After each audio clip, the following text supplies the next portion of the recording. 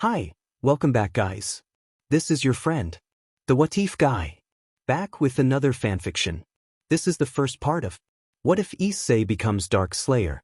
Now before starting, please give this video a like and subscribe to the channel if you want more videos like this. Now let's get into the fanfic. Issei Hyoudou walked down the hallway, his head bowed, feeling the weight of the students' disdainful glares. He clutched his books tightly, seeking solace in their familiarity. Whispers echoed around him, filled with judgment and contempt. Look, there goes Issei Hyoudou, the pervert. He's such a loser. How did Rias even choose him? It's a shame. Rias deserves someone better. This was the life of Issei Hyoudou. Newly reincarnated as a devil, he faced nothing but judgment from his peers, including his imter, Rias. Issei had been killed by a fallen angel named Raynare, and sensing potential in him, Rias, a high-class heiress devil, had reincarnated him.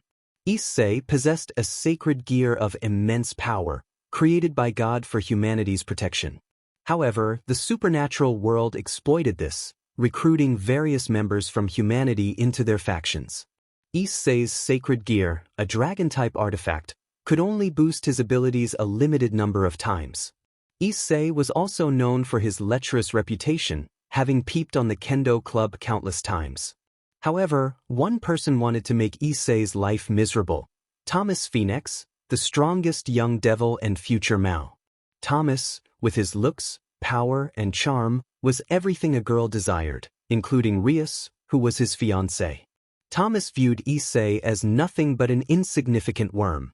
Issei had known Thomas since childhood, and the memories of torment still haunted him. Once, Thomas had caused him to be hospitalized, and when Issei's parents arrived, Thomas had manipulated the situation to erase any doubt about his involvement. Issei remained silent, fearing for his family's safety. As he reflected on another day filled with disdainful glances, Issei's shoulders slumped.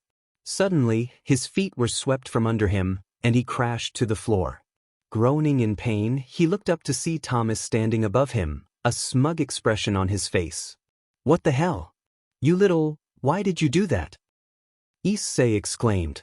"How dare you question me, you insignificant fool? Watch your tone and remember your place," Thomas replied coldly. "My place? Just because you're stronger doesn't mean you can do whatever you want." Issei protested, struggling to stand. "Strength is everything, Hyoudou. It's a lesson you need to learn, and I'm here to teach it to you. Consider yourself lucky to have caught my attention," Thomas smirked. As Issei struggled to regain his composure, nearby girls erupted into excited squeals, fawning over Thomas. Their adoration contrasted sharply with the contempt Issei had endured, deepening his sense of isolation and injustice. Before Issei could gather his thoughts, Thomas seized him by the throat, tightening his grip. Issei gasped for breath, his hands futilely attempting to pry Thomas's fingers away. "You've become quite the dirty little mouse, haven't you? Leaving messes all around Kuo Academy. Someone needs to teach you some discipline," Thomas taunted. Just as Issei felt his vision blur, a commanding voice cut through the tension. "Enough. Thomas, release him immediately." Thomas reluctantly loosened his grip, allowing Issei to collapse to the ground, gasping for air. He looked up to see Rias, his beloved fiancée, standing there with annoyance on her face. Thomas smiled, unaffected by the interruption, and leaned in to kiss Rias's cheek. "My beloved fiancée, how are you?" Thomas asked. "I'm fine, thank you, Thomas," Rias replied, giggling softly. The onlookers swooned, their voices echoing in Issei's ears. Rias-sama and Thomas-kun make the perfect couple. Issei's heart shattered, realizing he could never be the idealized figure that Thomas represented. With a heavy sigh, he turned away, his footsteps carrying him farther from the scene, leaving behind his shattered dreams. Morning Issei slowly awakens from his slumber, groaning as the weight of sleepiness lingers over him. His mind still clouded, he attempts to ignore the world outside his room. However, a piercing voice reaches his ears, filled with anger and impatience. "Mickey, boy, if you don't get out here in the next 10 minutes, I swear I will kick down the door." Issei jolts awake, fear gripping his heart as he realizes the seriousness of his mother's threat. With a sense of urgency, he shouts in response. Issei, yes, coming. He quickly throws off his blankets, racing against the clock. Issei takes a hasty shower, hastily dresses himself, and grabs a piece of toast from the kitchen before rushing toward the front door. Mickey, Issei honey. What about your breakfast? Issei, later. I'll be late if I don't get to school in 10 minutes. With his heart pounding and toast in hand, Issei dashes out the door, leaving his unfinished breakfast behind. As he disappears into the distance, his father, Gorahai, chuckles softly. Gorah, that boy is far too energetic for his own good. Mickey huffs, her apron fluttering as she crosses her arms. Mickey, he gets it from you, Gor. Always running late and causing a ruckus.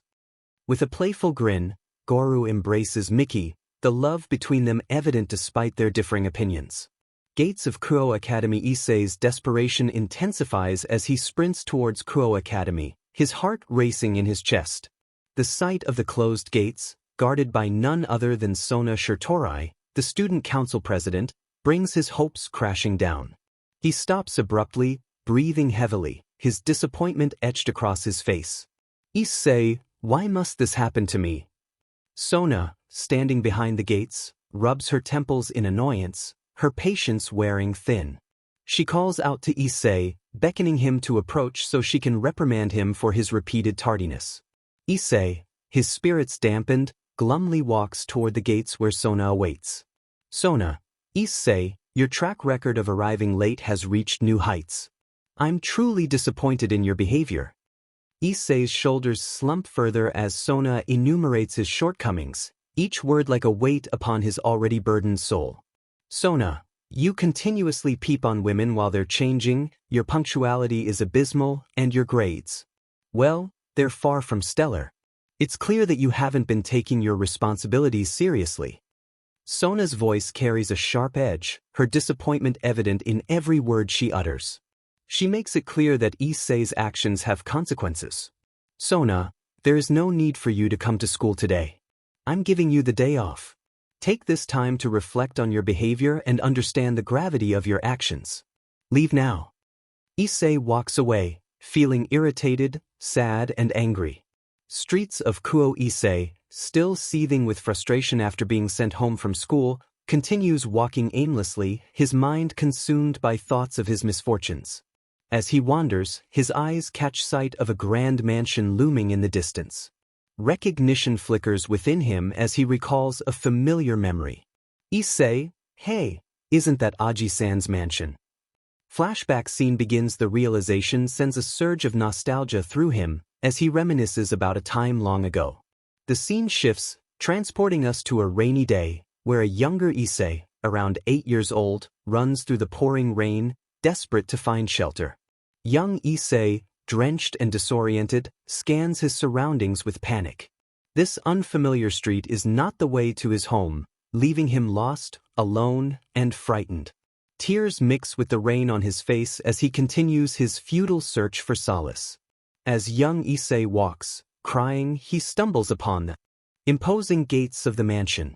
Exhausted and defeated, he collapses near the entrance, his legs crossed beneath him. Unbeknownst to him, a man within the mansion notices his plight, his heart filled with sympathy for the young lad. The man is tall, muscular, and has very light blonde hair tied into a ponytail, with a beard and mustache adding to his presence. Inside the mansion, the man ponders the situation, wondering how Issei had ended up here and where his parents might be. Man, poor young lad. I wonder how he got here. He doesn't seem to be an orphan. Determined to offer assistance, he retrieves an umbrella and steps outside, opening the gates with a gentle creak. Issei startles at the sudden movement, instinctively stepping back, his fear palpable. Young Issei, who are you? The man chuckles warmly, a sense of kindness emanating from him. Escanor, my name is Escanor, young one. Perhaps it is I who should be asking why you find yourself here, lost and alone. Issei, overwhelmed by the stranger's compassion, musters the courage to answer. Young Issei, I got lost in the rain. I don't know where my house is. Escanor's smile widens as he extends the umbrella toward Issei, an invitation for refuge. Escanor, well, young boy, you needn't worry any longer. Come, take shelter in my home, and we shall find a way to reunite you with your family. May I know your name? Young Issei, it's Issei Hyoudou. Escanor, well, Issei lad, come in, have something to eat and clean yourself. You're quite drenched. Young Issei steps inside the mansion, his eyes widening in awe as he takes in the sight of the numerous ancient artifacts adorning the walls. He finds himself captivated by the remarkable collection, intrigued by the stories they hold. Escanor, observing Issei's fascination, chuckles warmly, pride glimmering in his eyes. Escanor, impressive, isn't it? These artifacts were gathered during my travels around the world. Issei nods eagerly, his youthful excitement bubbling over. Your collection is really cool, he exclaims. Escanor, reminiscing about his own youthful days, marvels at Issei's enthusiasm, realizing how wonderful it would be to experience that childlike wonder once again. Thank you, Issei. It warms my heart to see your excitement, Escanor replies. As the conversation continues, Escanor gently probes Issei's memory, asking if he remembers any details about his parents' contact information. Issei furrows his brows, deep in thought, before a spark of remembrance lights up his face. I remember the house phone number, he says with a smile, reciting it to Escanor, hopeful that it will lead to his reunion with his worried parents. Determined to help, Escanor takes out his phone and dials the number, his voice calm as the call connects. Hello. Is this Issei's house? He asks. Mickey, Issei's mother, answers on the other end, her voice filled with concern. Yes, this is Issei's mother, Mickey. Is there a problem? She inquires. Escanor's reassuring tone soothes Mickey's worries as he explains the situation. There's no need to worry. My name is Escanor, and Issei got himself lost during the heavy rain. He ended up near my house, so he's currently with me. Relief washes over Mickey's voice as she asks about Issei's well-being. Is my baby boy okay? She asks anxiously. Escanor smiles as he reassures her. Yes, he's fine. I'll wait for you to come and pick him up. Mickey, determined to reach her son quickly, promises to arrive promptly. I'm coming right now. Thank you so much for taking care of him, Escanor, she says. With the phone call concluded, Escanor's gaze turns toward the bathroom located around the corner. Issei, there are towels in the bathroom. Go and dry yourself while we wait for your mother, he instructs. Issei nods, grateful for the offer, and heads towards the bathroom, his heart lighter knowing that his parents are on their way to bring him back home. After drying off, Issei steps out of the bathroom and is greeted by the aroma of soup filling the air. Escanor, with a warm smile, offers Issei some soup, sensing the young boy's hunger. Issei eagerly nods, his stomach rumbling. Escanor carefully pours the soup into a bowl and hands it to Issei. Excitement gets the better of him, and Issei takes a hasty slurp, only to realize the soup is quite hot. He sputters. Escanor chuckles heartily, a twinkle in his eyes. Boy, you need to calm down and eat slowly. Young Issei pouts adorably, learning a lesson in patience. They continue to eat, savoring the warmth of the soup as Escanor begins sharing stories from his own youthful adventures. Issei listens with rapt attention, his eyes sparkling with wonder as Escanor's words paint vivid pictures in his imagination. Suddenly, the sound of the doorbell interrupts their conversation. Escanor rises from his seat and opens the door, revealing a brown-haired woman standing there, holding an umbrella. Are you Mickey Hyoudou? He asks. Mickey nods, her eyes searching for Issei. Unable to contain her emotions, she pushes past Escanor and rushes to embrace her son, tears streaming down her face. Oh, my baby, you're okay, she exclaims. Issei returns the hug with a bright smile, his heart brimming with joy. Mama, he cries. Escanor watches the tender scene unfold, his smile reflecting the warmth he feels within. Mickey composes herself and bows, expressing her gratitude to Escanor. Thank you so much for taking care of my son, she says. Escanor waves off her thanks with a humble gesture. It was no trouble at all, Ms. Hyoudou. Mickey announces that they will be taking their leave, her motherly instincts urging her to bring Issei back home. Escanor nods in understanding, a gentle smile on his face. Issei, not wanting to leave, asks if he can visit again. Aji-san, can I come visit you again? He pleads. Escanor's smile widens, touched by the young boy's request.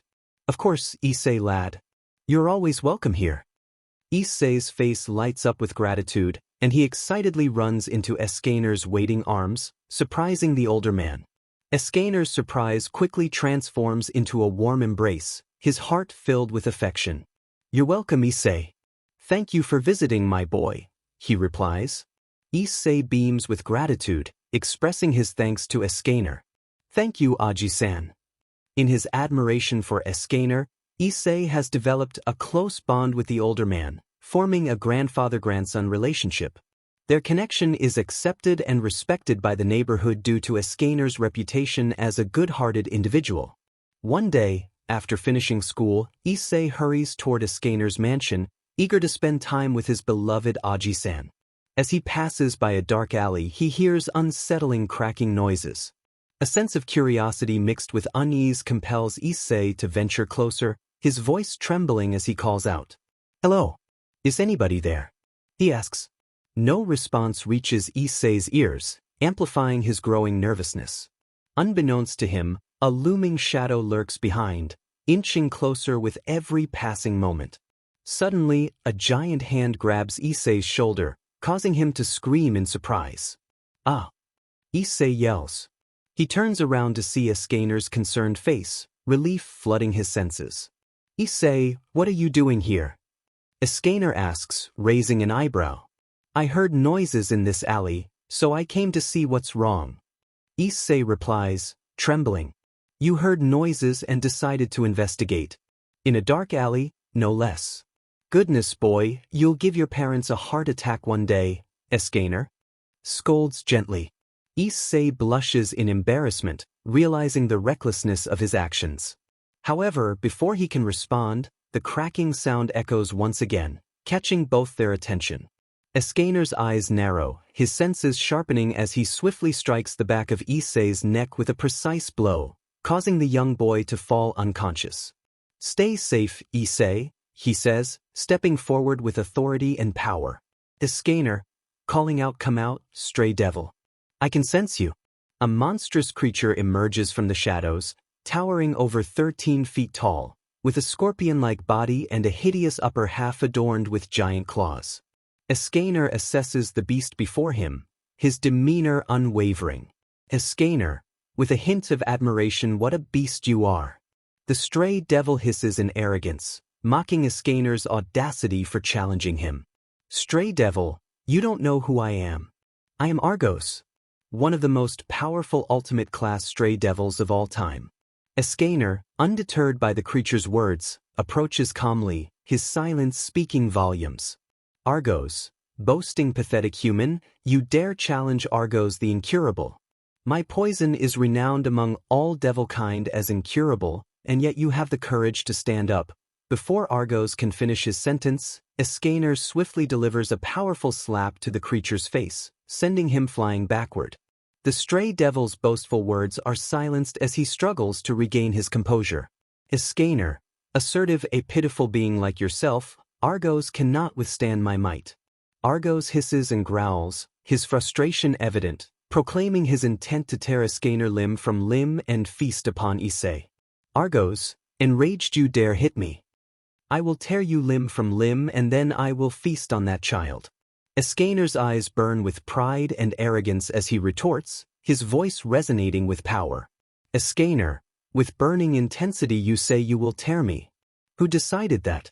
As Escanor's presence grows more radiant, a scorching heat permeates the surroundings, eclipsing his form in blinding light. Argos grows nervous, recognizing the aura of holy magic. Argos, nervously, do you possess the power of a holy knight? Ignoring the question, Escanor's muscles surge with power, his stature growing to an impressive 8 feet, as he radiates a divine energy that sets the surrounding area ablaze. Escanor, declaring his demps, you say you will feast on my lad. Who decided that? With a final surge of power, Escanor becomes a vessel of overwhelming might, his form exuding the brilliance of a true sun. He utters the words that seal Argos's fate. Escanor, roaring, I am the one who decides. Cruel sun. In Escanor's hands, a miniature sun materializes, its blinding radiance illuminating the area.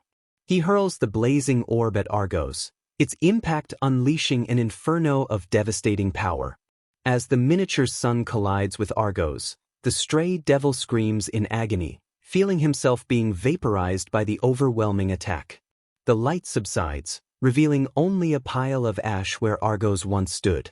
Escanor carries the unconscious Issei to his house, carefully laying him on the couch.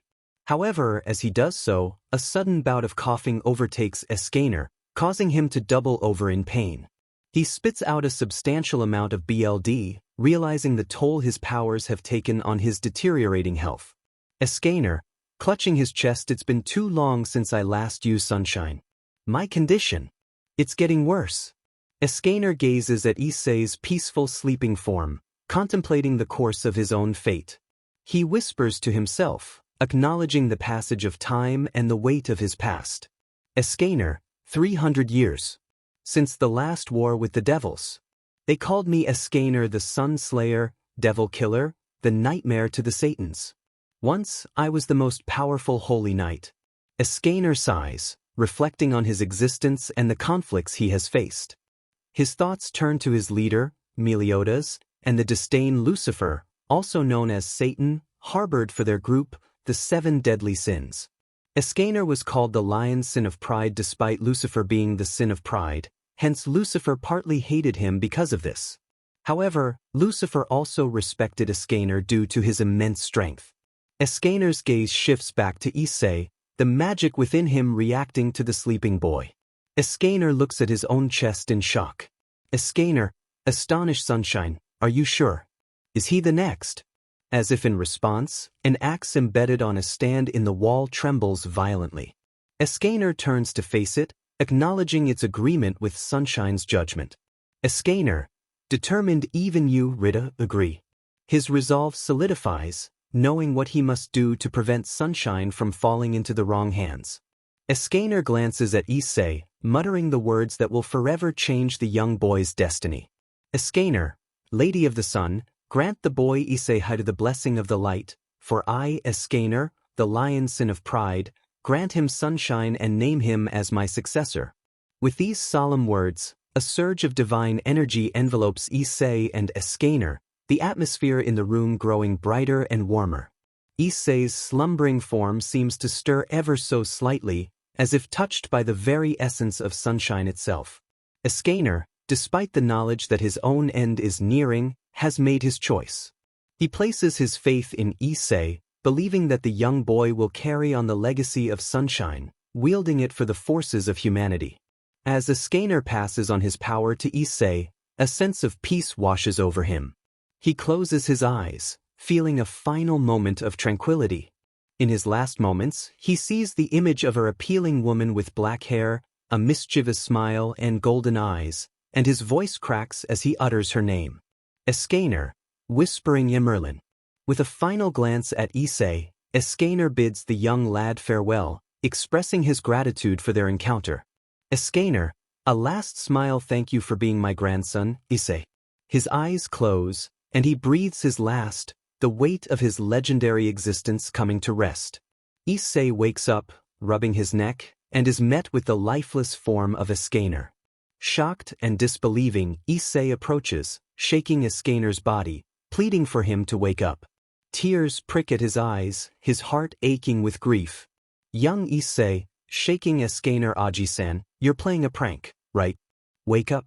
Please wake up. No response comes, and Issei's desperation intensifies. He rushes to the telephone and dials for an ambulance, his voice filled with desperation and sorrow. Please, save my Aji-san. He isn't waking up. Young Issei cries, his heart racing. The caller on the other end tries to calm him, assuring him that help is on the way and requesting the location.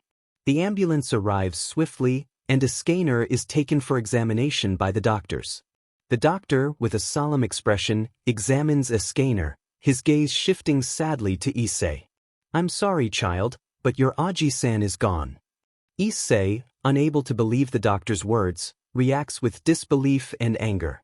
He throws a vase at the doctor, crying out in denial, refusing to accept the truth. No. Aji-san is not dead. You're a liar. He'll wake up any moment. Undeterred by Issei's outburst, the doctor approaches him and embraces him, offering a small comfort. I'm sorry. Reluctantly, Issei allows himself to be embraced, his tears flowing as he questions the cruel reality. Why?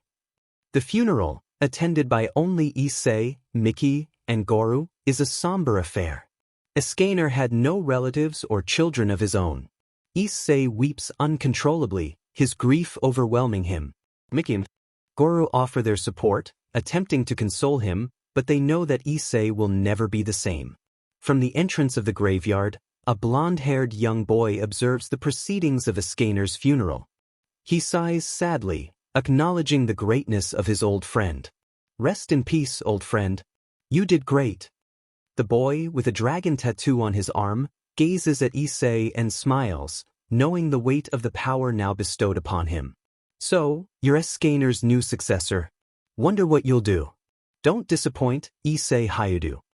Issei looks at the mansion, a small tear trickling down his cheek as he says a few words. Miss you, old man. With that, Issei leaves, unaware of the trials and the power he currently holds and what would exactly happen in his life. Issei, lost in thought and grateful for a temporary escape from the academy, takes a leisurely walk around Kuo. As he strolls, he feels a sense of relief, knowing he won't have to deal with Thomas and his harshness for the day. Caught up in his thoughts, Issei accidentally collides with someone. He falls to the ground, clutching his head, and looks up to see a girl around his age, wearing nun robes and a veil. Her appealing blonde hair and emerald green eyes captivate Issei, but he quickly shakes off the distraction and gets up to help her. Are you okay? I'm sorry, I should have been paying more attention, he says, concern in his voice. The girl smiles warmly, assuring him that she's fine and takes responsibility for not watching where she was going. It's all right, accidents happen. I should have been more careful. Issei's curiosity is piqued, and he asks if she's new to the town. Yes, I just arrived. I'm hoping to find the directions to the church, she replies. Issei offers to guide her, and Asia claps her hands happily, expressing her gratitude. Thank you so much. That would be wonderful. My name is Asia Argento, by the way. Issei introduces himself as well, and the two begin their journey to the church together, engaging in light conversation along the way. As they walk, Issei discovers that Asia is kind-hearted and compassionate, with a strong belief in helping others.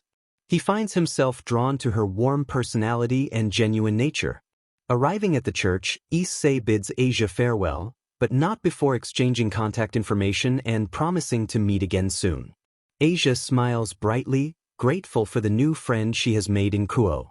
I'm looking forward to seeing you again, Issei. Thank you for guiding me. It was my pleasure, Asia. Take care, Issei replies, feeling uplifted after their pleasant encounter. Checking his watch, he realizes it's time to head home and make the most of his day. However, his plans are abruptly interrupted when a red magic circle appears on the ground before him. Issei instinctively prepares himself for a confrontation.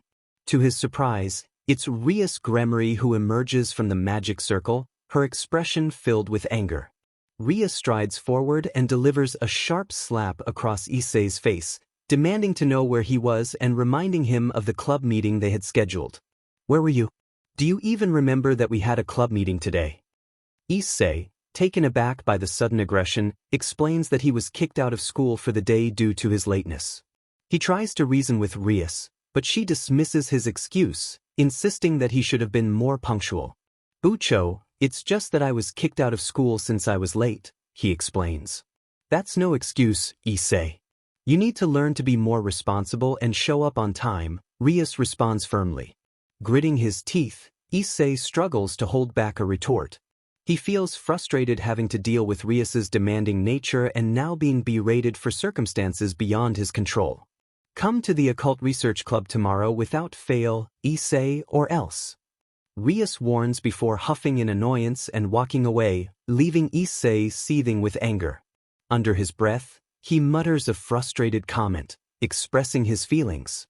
Feeling a mix of emotions including anger and resentment, Issei contemplates his relationship with Rias and the challenges he constantly faces. However, he also acknowledges the importance of the Occult Research Club to him and the connections he has made within it. Fine, I'll go tomorrow. But I won't let her treat me like this forever. The next morning, Issei wakes up early, determined to prove himself and attend the Occult Research Club meeting on time. He gets ready and walks confidently to the clubroom. However, upon entering, he's met with a cold look from Kaneko Toju, a small girl with white hair and cat-like yellow eyes.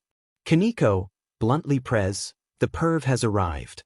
Issei sweats a little at Kaneko's straightforward nature before entering the room. Inside, he faces indifferent looks from Rias, Kiba, Kaneko, and Rias's fiancé, Thomas Phenex. Thomas mockingly taunts Issei, adding to his discomfort. Thomas, mocking wow, didn't expect you to be on time. Akino, with her charming demeanor, intervenes to support Issei, playfully telling Thomas not to aggravate him. Issei appreciates Akino's kindness, as she's always accepted him for who he is. Akino, playfully era Thomas-kun.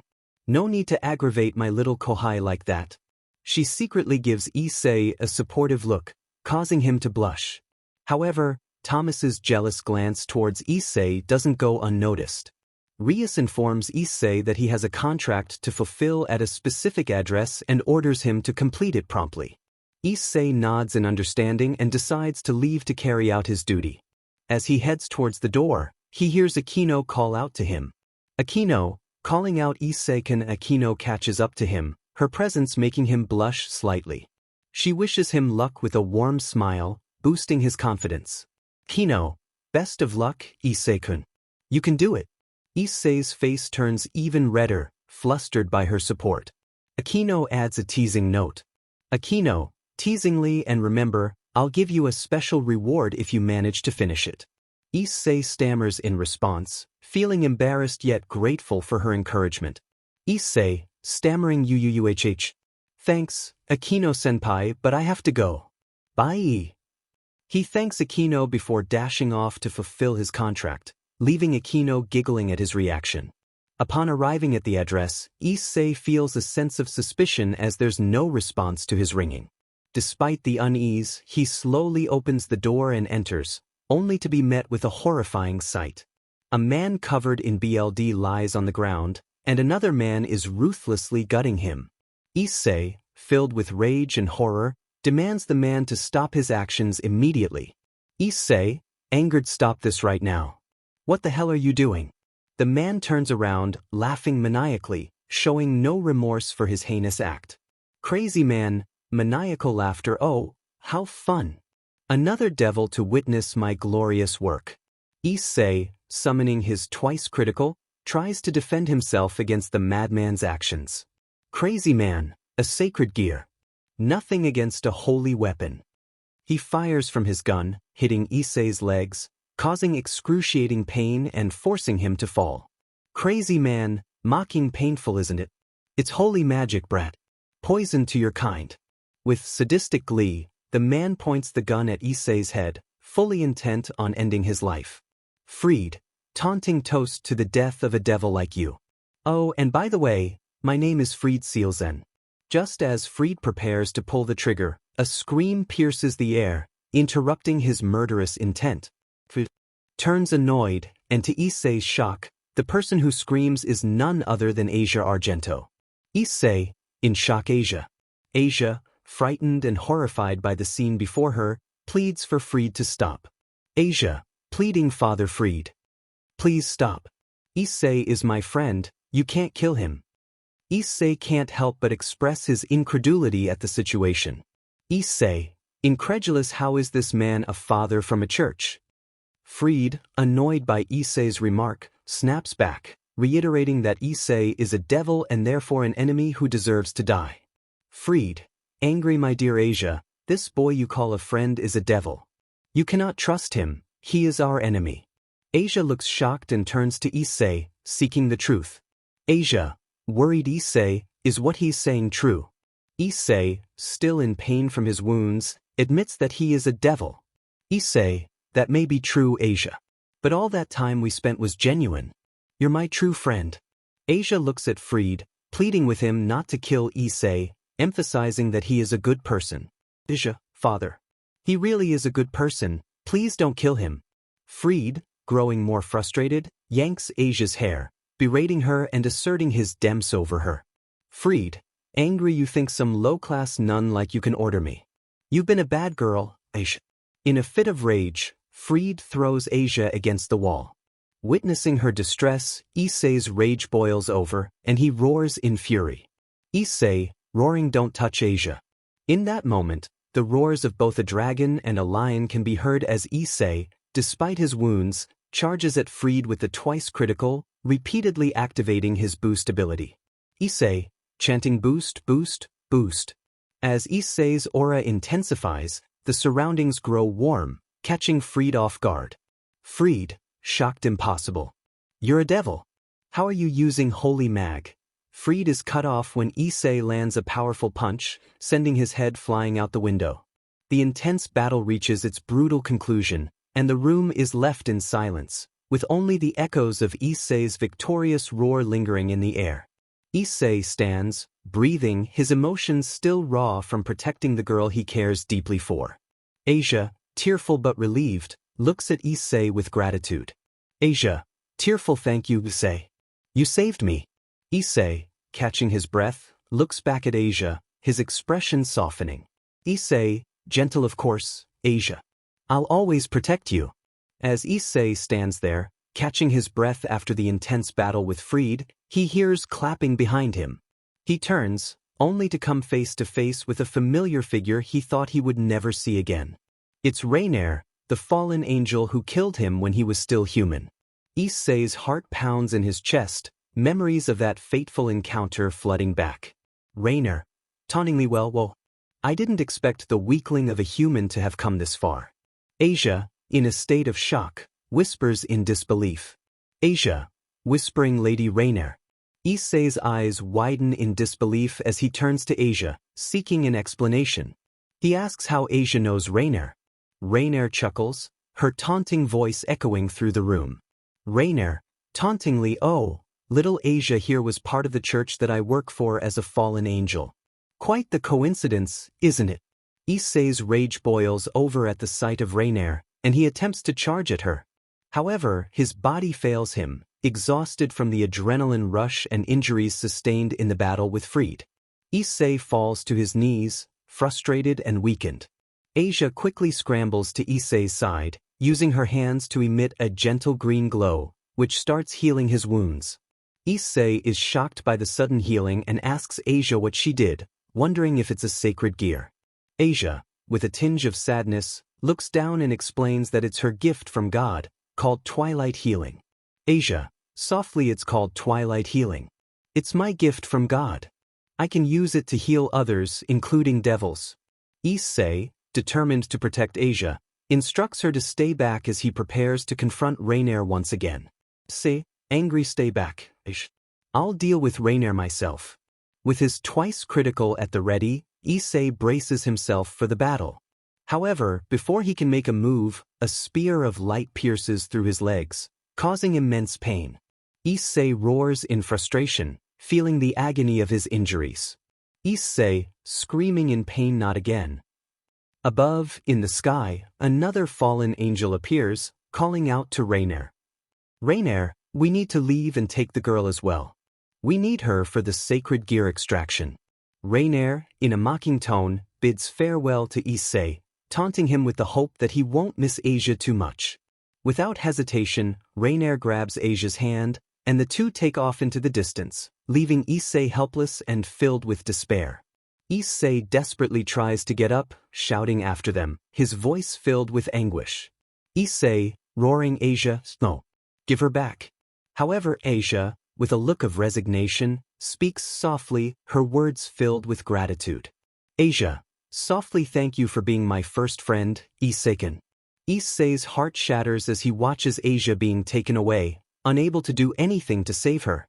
The pain and helplessness consume him as he screams out in anguish. Issei, roaring ASAA.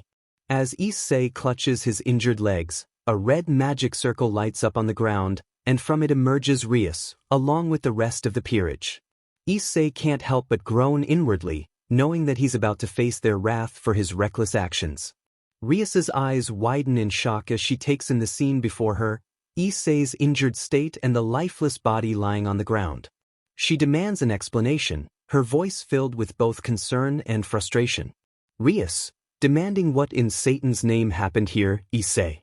Issei takes a deep breath and proceeds to explain everything that transpired, encountering Freed, Raynare's appearance, and the heartbreaking abduction of Asia. Rias curses under her breath, her expression showing a mixture of anger and disdain. Before she can say anything else, Escanor darts forward, her voice filled with concern and a hint of reproach. Escanor, shouting Issei. How could you worry me like this? Why did you have to go so far? Look at you now. Escanor grabs Issei, checking for any worse injuries, her worry and frustration evident. Issei, feeling a mixture of embarrassment and gratitude, can only hang his head in response. While Escanor attends to Issei, Rias's previously concerned expression turns cold, and she speaks in a stern tone. Rias, after you're healed, Issei, you need to come to the ORC at once. Confused by Rias's sudden change in demeanor, Issei wonders if he has done something wrong. The coldness in her tone feels unfamiliar, leaving him perplexed and uncertain. Issei, in his mind, why is Rias acting so cold? Did I do something wrong? As Issei contemplates Rias's behavior, he can't help but feel a sense of unease and apprehension about the upcoming meeting with the Occult Research Club. After receiving healing from Escanor, Issei gathers the courage to enter the ORC. As he steps inside, he is greeted by Escanor's nervously smiling face, which offers him a small measure of comfort amidst the tension in the room. However, as he takes in the glares directed his way, a sense of unease settles over him. Thomas, in a state of outrage, gives Issei a fierce look, his anger radiating from him. Before Issei can even speak to address the situation, Thomas activates his Sacred Gear's balance breaker, followed by a powerful punch that sends Issei crashing into a wall, causing it to crack under the. Issei grunts, coughing up blood, his confusion mixed with anger. Issei, strained, what was that for? Rias steps forward, her expression filled with a mix of disappointment and frustration. Without hesitation, she delivers a sharp slap to Issei's face, shocking him into silence. Issei's heart sinks as he listens to Rias's words, his world crumbling around him. Rias, firmly, we were not saving Asia. She was an enemy of the devils. Issei tries to protest, his voice laced with desperation and disbelief. Issei struggled to comprehend the situation. No, there must be a mistake. She can't be an enemy. She's my friend. Before he could finish, he felt a cold blade pressing against his neck, causing his eyes to widen. Kiba met his gaze with a cold glare, his words cutting through Issei's heart. Bucho's words are final. Forget about that girl.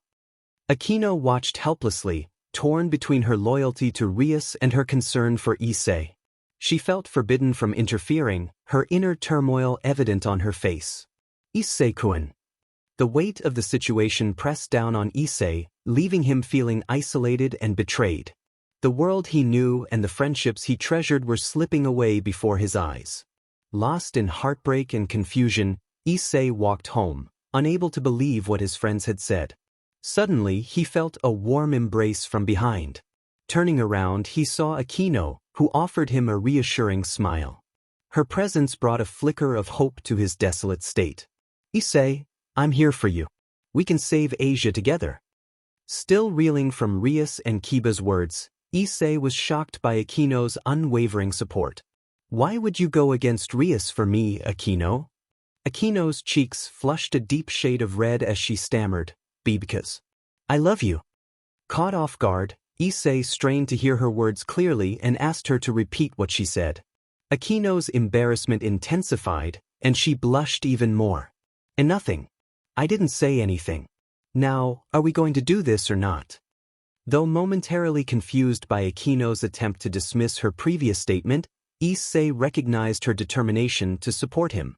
They had a mission to save Asia, and Akino's unwavering presence gave him the strength to push forward. Let's do this, Akino. With that, they set out to save Asia. In the dim light of the abandoned church, Issei and Akino moved cautiously, their footsteps echoing in the eerie silence. Akino broke the stillness, her voice laced with concern. Issei, do you have any idea where Asia might be? Issei furrowed his brows as he recounted the encounter with Raynare. All I know is that Asia's being held captive here. Raynare mentioned something about extracting her sacred gear. Akino's eyes widened in alarm. Why didn't you tell me this sooner, Issei? If they succeed in extracting her sacred gear, Asia's life will be in grave danger. Issei blinked, confusion evident on his face. Wait, why is that such a bad thing? Akino's frustration was palpable as she explained, Issei, the sacred gear is intertwined with the soul of its wielder. Extracting it is not just painful, it's fatal. No human can survive the process. Issei's eyes widened in realization, panic coursing through him. We need to save her now. Before they could react, a chilling voice pierced the air. Not so fast. 3 figures descended from the treetops, their presence ominous. At the forefront was the blue-haired woman, Kuoh, who Issei had seen with Raynare. Beside her stood a figure in a trench coat and fedora, introducing himself as Donasik, and a girl dressed in a maid outfit named Middlet. Kuoh's voice dripped with malevolence. What will say? Lady Rias saved you from Raynare once, but now we'll finish the job. Akino stepped forward, power crackling around her. Issei, get in there and save Asia. I'll handle these intruders. Middlet's annoyance was evident. We're not mere cannon fodder, you know. As the tension mounted, Akino's eyes blazed with determination. This is Issei. Go save Asia. I'll hold them off. Issei nodded, resolve solidifying within him. All right, I'll bring Asia back. The atmosphere in the main hall of the church was tense as Issei burst through the doors, heart pounding, eyes locked onto Asia's unconscious form tied to the cross. Asia, he called, rushing forward to free her from her bonds. But before he could reach her, a light spear embedded itself in the ground, halting his advance. His gaze shifted upwards, and there she was, Raynare, the one responsible for Asia's suffering. Issei's anguish erupted into a storm of rage. You will pay, Raynare. His entire being trembled with fury. Raynare's voice was laced with taunting amusement. Let's see how far the once weak pervert has come.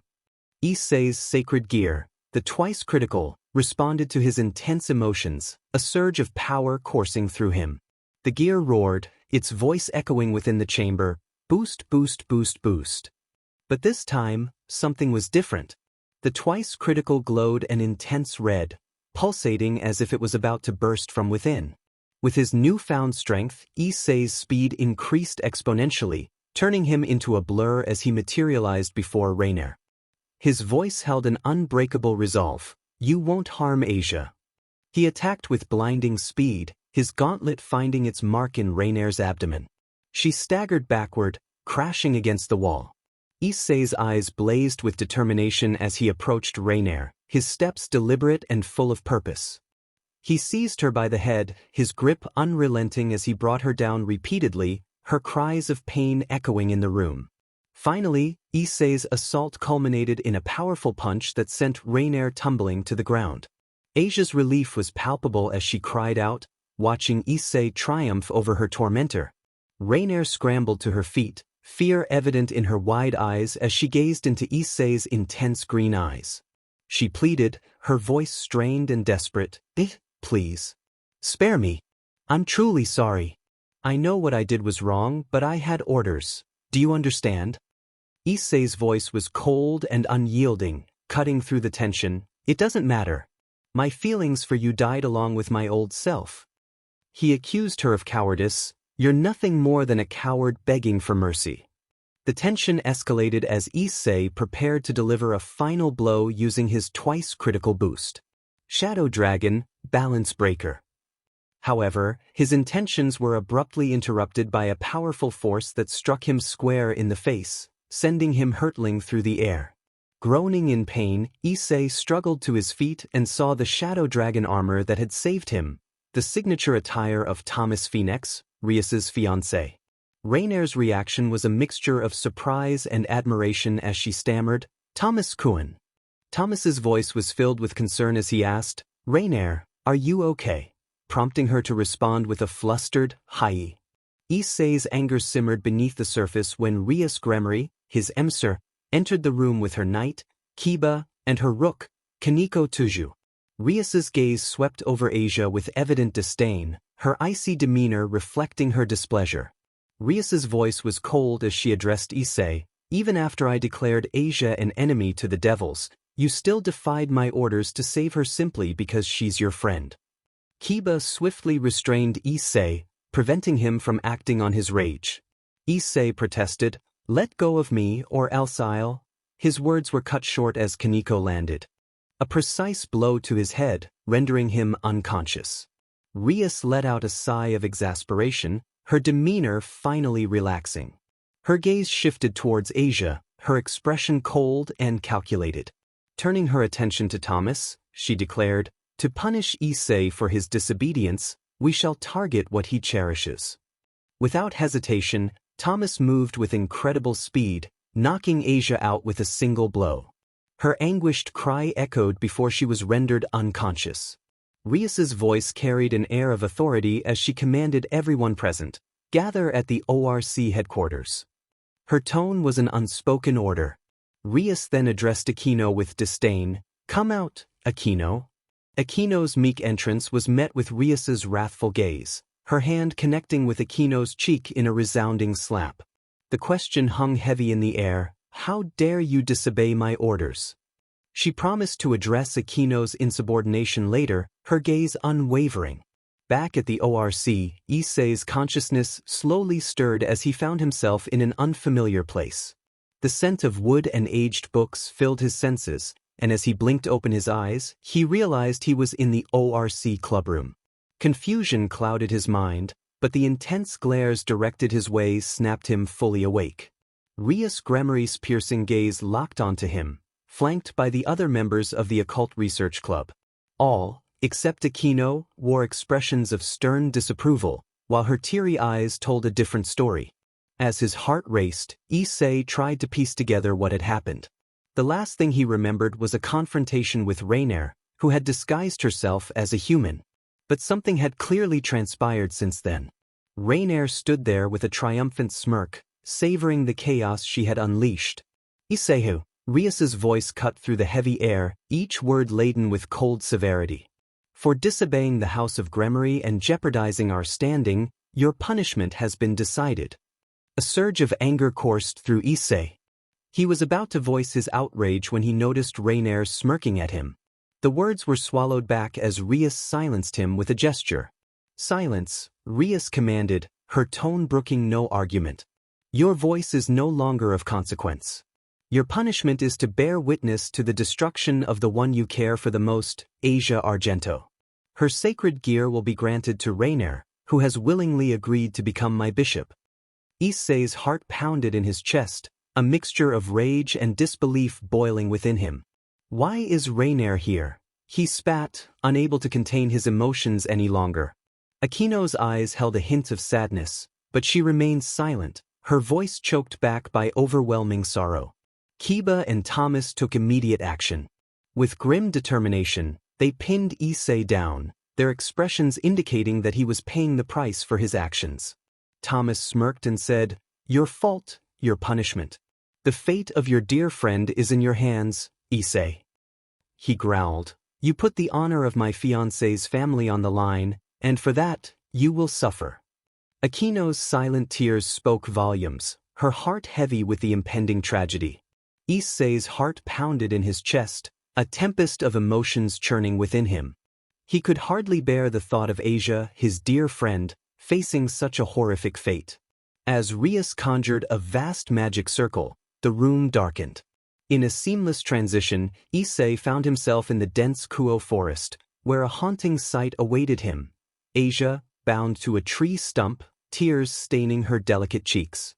His heart shattered at the sight of her tears, desperation gnawing at his very being. His breath hitched, anger shifting to a profound resolve. How dare they make Asia cry? How dare they subject her to such agony? Issei's fists clenched, nails digging into his palms. This was a test of his strength, willpower, and love for Asia. Rias' voice reverberated, announcing the commencement of his punishment. The power of destruction, inherited from her mother, surged around her, an ominous magic capable of obliterating anything it touched. Asia's tearful gaze met Issei's, and she spoke, her voice trembling but resolute. "Thank you, Issei-san. Thank you for being the first and greatest friend I've had." However, none realized that time had passed since they brought in Asia and Issei. The night was gone, and the sun was slowly rising. When the rays of the sun hit Issei, he felt a new energy coursing through him, making him feel stronger and more powerful. Issei's heart surged with a fierce mixture of emotions. He was trapped and helpless, but he refused to let Asia down. As the destructive energy closed in, a voice echoed in his mind, speaking of power, change, and salvation. "Do you want power, Issei Hyoudou?" The voice thundered, a dragon's roar echoing in its words. Issei's mind whirled with uncertainty and curiosity. "Who are you?" he mentally questioned. "Do you wish to save the one you care for?" The voice inquired again, striking at Issei's heart. "Do you wish to take revenge against those who betrayed you?" Issei's resolve solidified, determination igniting within him. "Yes," he roared in his mind, his conviction echoing in the ethereal space. "Then say my name. And take my power." The draconian voice roared triumphantly, its challenge like a gauntlet thrown down before Issei. Images flooded his mind, flames consuming the battlefield, a colossal red dragon reigning supreme, armies of devils and angels being annihilated by flames that turned their very souls to ash. Issei's lips parted, the name tumbling from his mouth like a vow. "Draig y Gotch," he whispered, a shiver running down his spine. The voice affirmed his utterance, confirming its identity. "Yes, indeed. I am your sacred gear now. I was disguised as a twice critical to see if you were truly worthy of my power. Now, partner, let us do this." In the real world, the energy of destruction surged closer to Asia. But the dawn had arrived, the first rays of sunlight touching Issei's skin. He felt a surge of energy, an awakening that transcended his physical limitations. Time seemed to slow as his connection with the dragon grew stronger, the power of Draig infusing him with unimaginable strength. Then, with a single, earth-shattering roar, Issei's transformation began. "Welsh Dragon Balance Breaker, Mode Sunshine." The words erupted from him like a battle cry, an explosion of red light engulfing him. Issei's aura sent Kiba and Thomas flying away. He sped over to Asia as a blur of pure red energy and stood in front of the oncoming attack.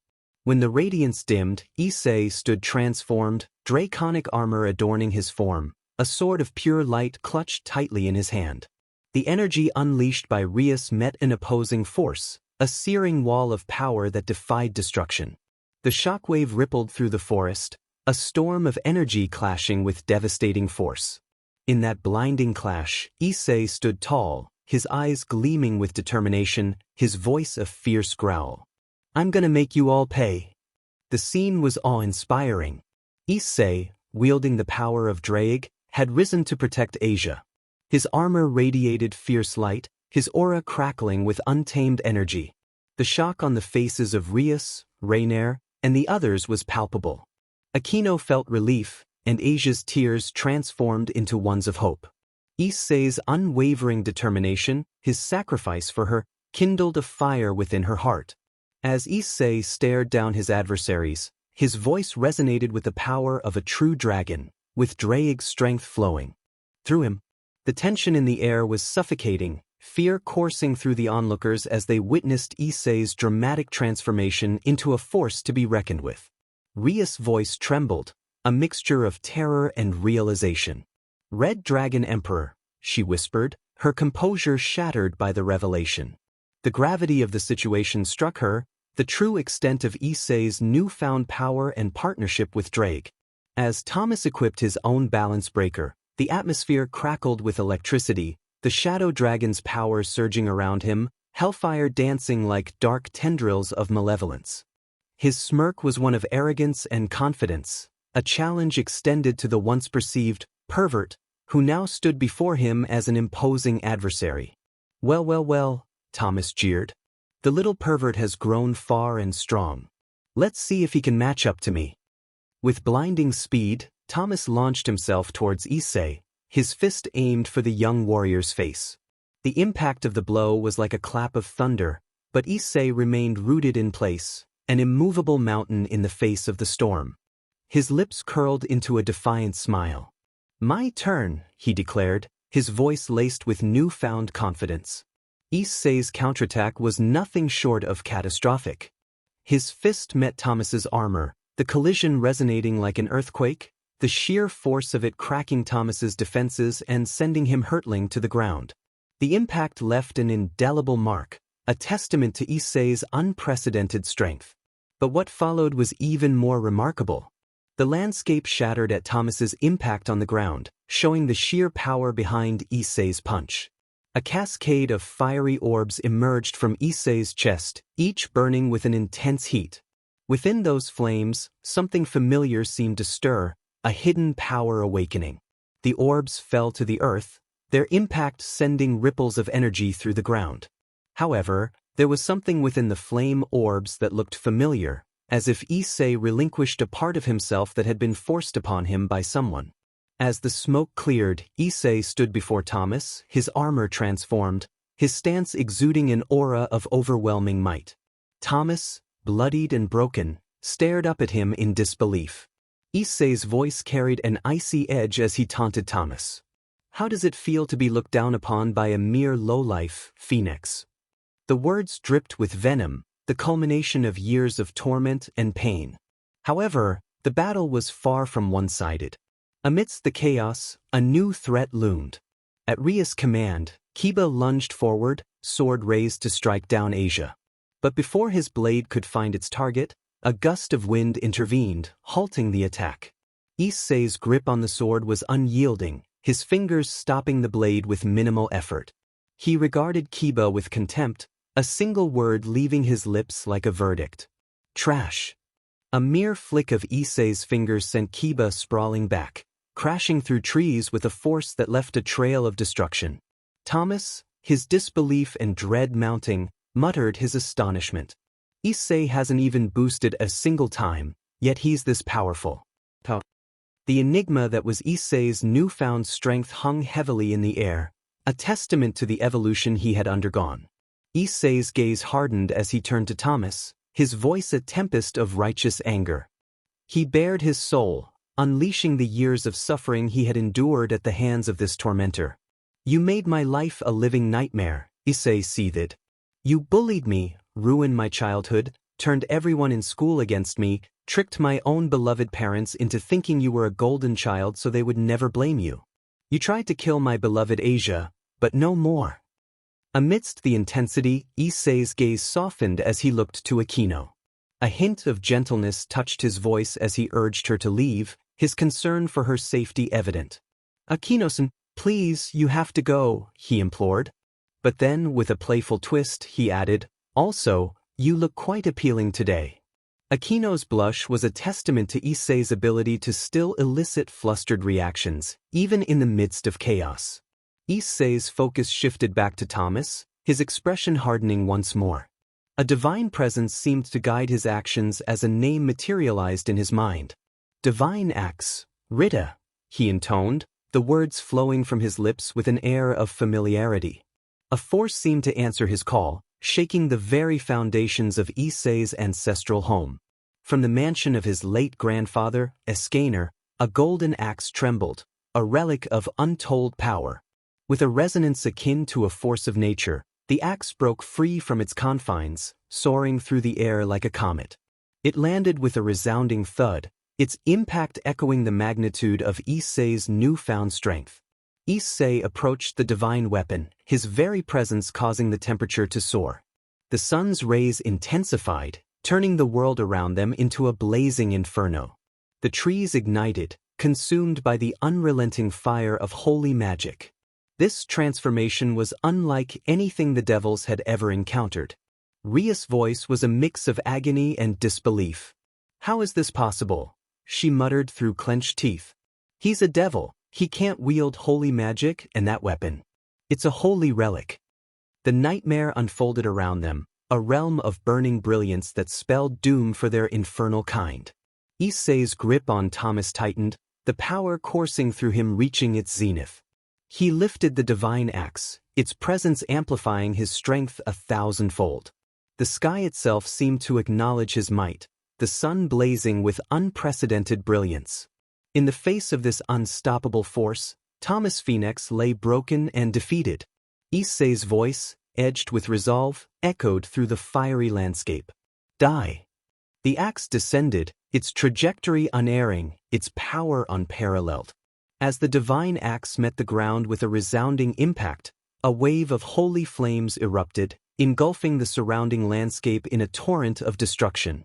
The smoke and fire danced in the air, a testament to the raw power that Issei wielded. Within the dissipating inferno, Thomas's body was barely recognizable, smoldering and writhing in unimaginable agony. The regenerative power of a phoenix, usually a sign of resilience, now seemed to work against him, keeping him alive through sheer willpower alone. Issei's grip on the divine weapon remained unyielding, his eyes locked on his downed adversary. Victory was within his grasp, but before he could deliver the final blow, a disruptive force halted his advance. A large orb of red energy collided with Issei, his armor absorbing the impact but causing him to falter. As the smoke cleared, two figures emerged before him. The first was a man, regal in appearance and armor, with an expression that conveyed both authority and concern. Beside him stood a silver-haired maid, exuding an air of quiet strength. The man's voice, a mix of annoyance and curiosity, demanded to know Issei's intentions. Issei's retort was filled with disdain. "Who are you to interrupt me?" he spat. The man responded calmly but firmly, "I am Sirzechs Lucifer, current leader of the devils and Rias Gremry's brother." Issei smirked defiantly, his words laced with contempt. "Seems the were has a brother," he shot back, frustration evident in his tone. Sirzechs' patience appeared boundless as he questioned Issei's attitude, concern for his sister's welfare clear in his gaze. "Why do you refer to my beloved sister like that?" he asked, urging Issei to explain his actions. Issei's growl cut through the air, his emotions raw. "Ask her yourself," he replied, bitterness and frustration palpable. "You don't even know what has happened." As the exchange continued, Draig's voice echoed in Issei's mind, laden with urgency. "Partner, the balance breaker will not last long, you need to leave the form or else." The dragon's caution was abruptly interrupted as Issei's balance breaker suddenly dissipated, leaving him vulnerable and drained. Exhaustion finally took its toll, and Issei collapsed, his consciousness slipping into darkness. Akino's anguished scream pierced the air as Issei fell, her concern and fear for him evident. She rushed to his side, her voice trembling as she implored him to wake up. Asia, tears brimming in her eyes, joined Akino, her plea echoing with desperation. "Issei-san, please wake up." Sirzechs stepped forward, frustration and concern intertwining. Rubbing his temples, a hint of regret flickered in his eyes as he glanced at Thomas's broken body.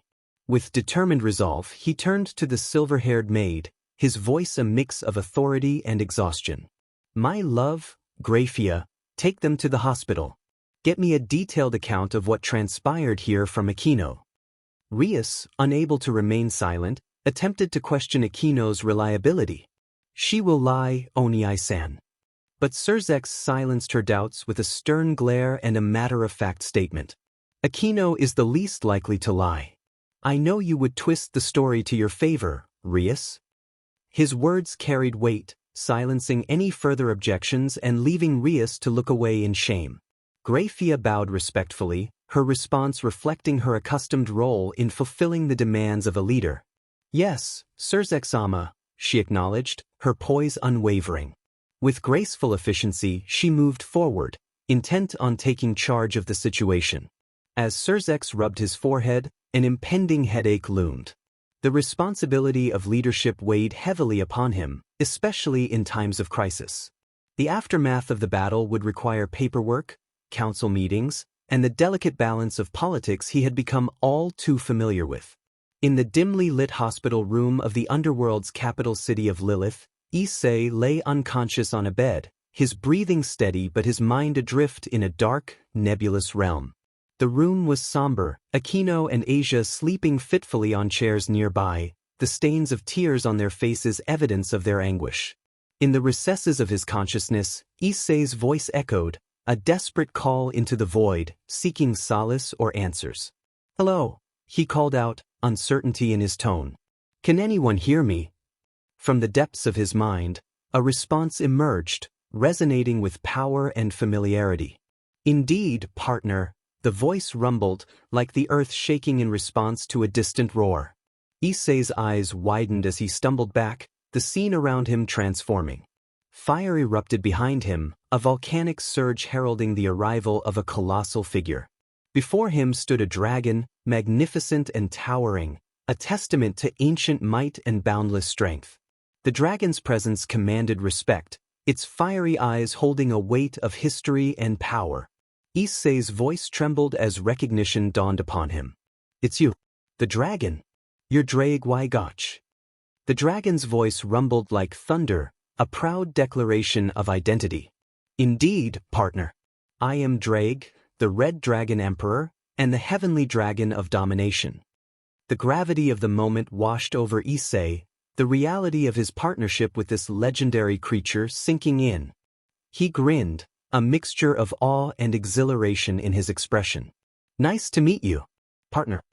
Drake's response was laced with camaraderie, a sense of shared purpose. "You are quite lucky to be blessed with sunshine," the dragon remarked, a hint of admiration in his tone. Issei's eyebrows knitted in confusion. "Sunshine?" he questioned, curiosity piqued. Drake's ember-like form shifted, revealing another figure within the flames. The form of a large, muscular man, a symbol of a lion etched into his back.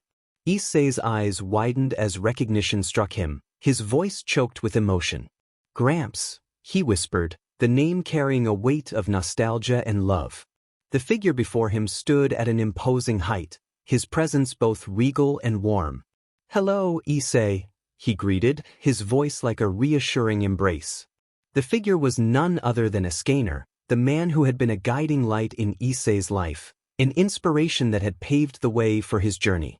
Issei's tears flowed freely as he embraced Escanor, his grip firm and desperate.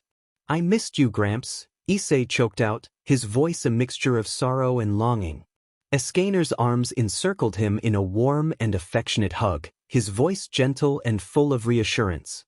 "Issei, my boy, it has been quite some time," Escanor said, his words carrying the weight of a mentor and a friend. "I have seen everything through your eyes, and I am proud to see you finally stand up against the abuse you suffered at the hands of Rias and her fiancé." Issei nodded, wiping away his tears with determination. The presence of Escanor was a soothing balm to his wounded soul, a beacon of strength in the darkness that had consumed him. But Drake's voice, urgent and concerned, cut through their emotional reunion. "Escanor, you don't have much time left," the dragon warned, his urgency palpable. Escanor's gaze shifted from Issei to Drake, his expression a mixture of resignation and understanding. "Very well," he sighed, addressing both Issei and Drake. "Issei, my boy, I chose you to be the next wielder of sunshine, my magical ability." Issei's eyes widened, his heart pounding with a mixture of awe and responsibility. He was being entrusted with a power that had once belonged to Escanor, a power that symbolized strength and radiance. Before Issei could voice his thoughts, Escanor continued, his words carrying the weight of his past experiences. "I was part of a group known as the Seven Deadly Sins," he explained, his tone tinged with nostalgia. "No, not the princes of hell from the Bible. Our group was different." He elaborated, revealing the origins of his extraordinary abilities and the path that had led him to this point. Escanor spoke of Meliodas, the leader of their group, and his own role within the 7 deadly sins. He recounted the inception of his powers, the legacy of sunshine, and its origins from the divine. Sunshine was something I inherited from God himself, Escanor explained, his voice carrying a mixture of reverence and awe. It was passed first to the strongest archangel, Maou. However, Maou became a demon due to my friend Gao. It's a long story, but Maou lost Sunshine and became Esterasa, and then 3,000 years later, Sunshine was passed on to me. His voice grew softer as he delved into his personal history, sharing tales of his childhood and the incredible strength he possessed even before fully understanding the source of his power. He recounted an incident in which he accidentally broke his brother's arm, an act that led to him being hunted down by his own parents. It was a woman named Rosa who saved him from the brink of death, setting him on a path that would intersect with Meliodas and Merlin, shaping his destiny. Escanor's eyes held a distant intensity as he continued to weave his tale. He spoke of his journey with the 7 deadly sins, of the camaraderie and the battles they fought together. He recounted his ascent to become the strongest. Among them, earning the title of the strongest holy knight and the admiration of his peers. But the gravity of his impact reached far beyond their group. Escanor's voice grew more somber as he delved into a pivotal moment in history. When Lucifer Morningstar rebelled against God, and the entire earth was scorched in the great war between the devils, angels, and fallen, he began the weight of the world in his words. I arrived to stop it, destroying many devils and fallen, earning me the nickname Nightmare to the Satans and Devil Slayer.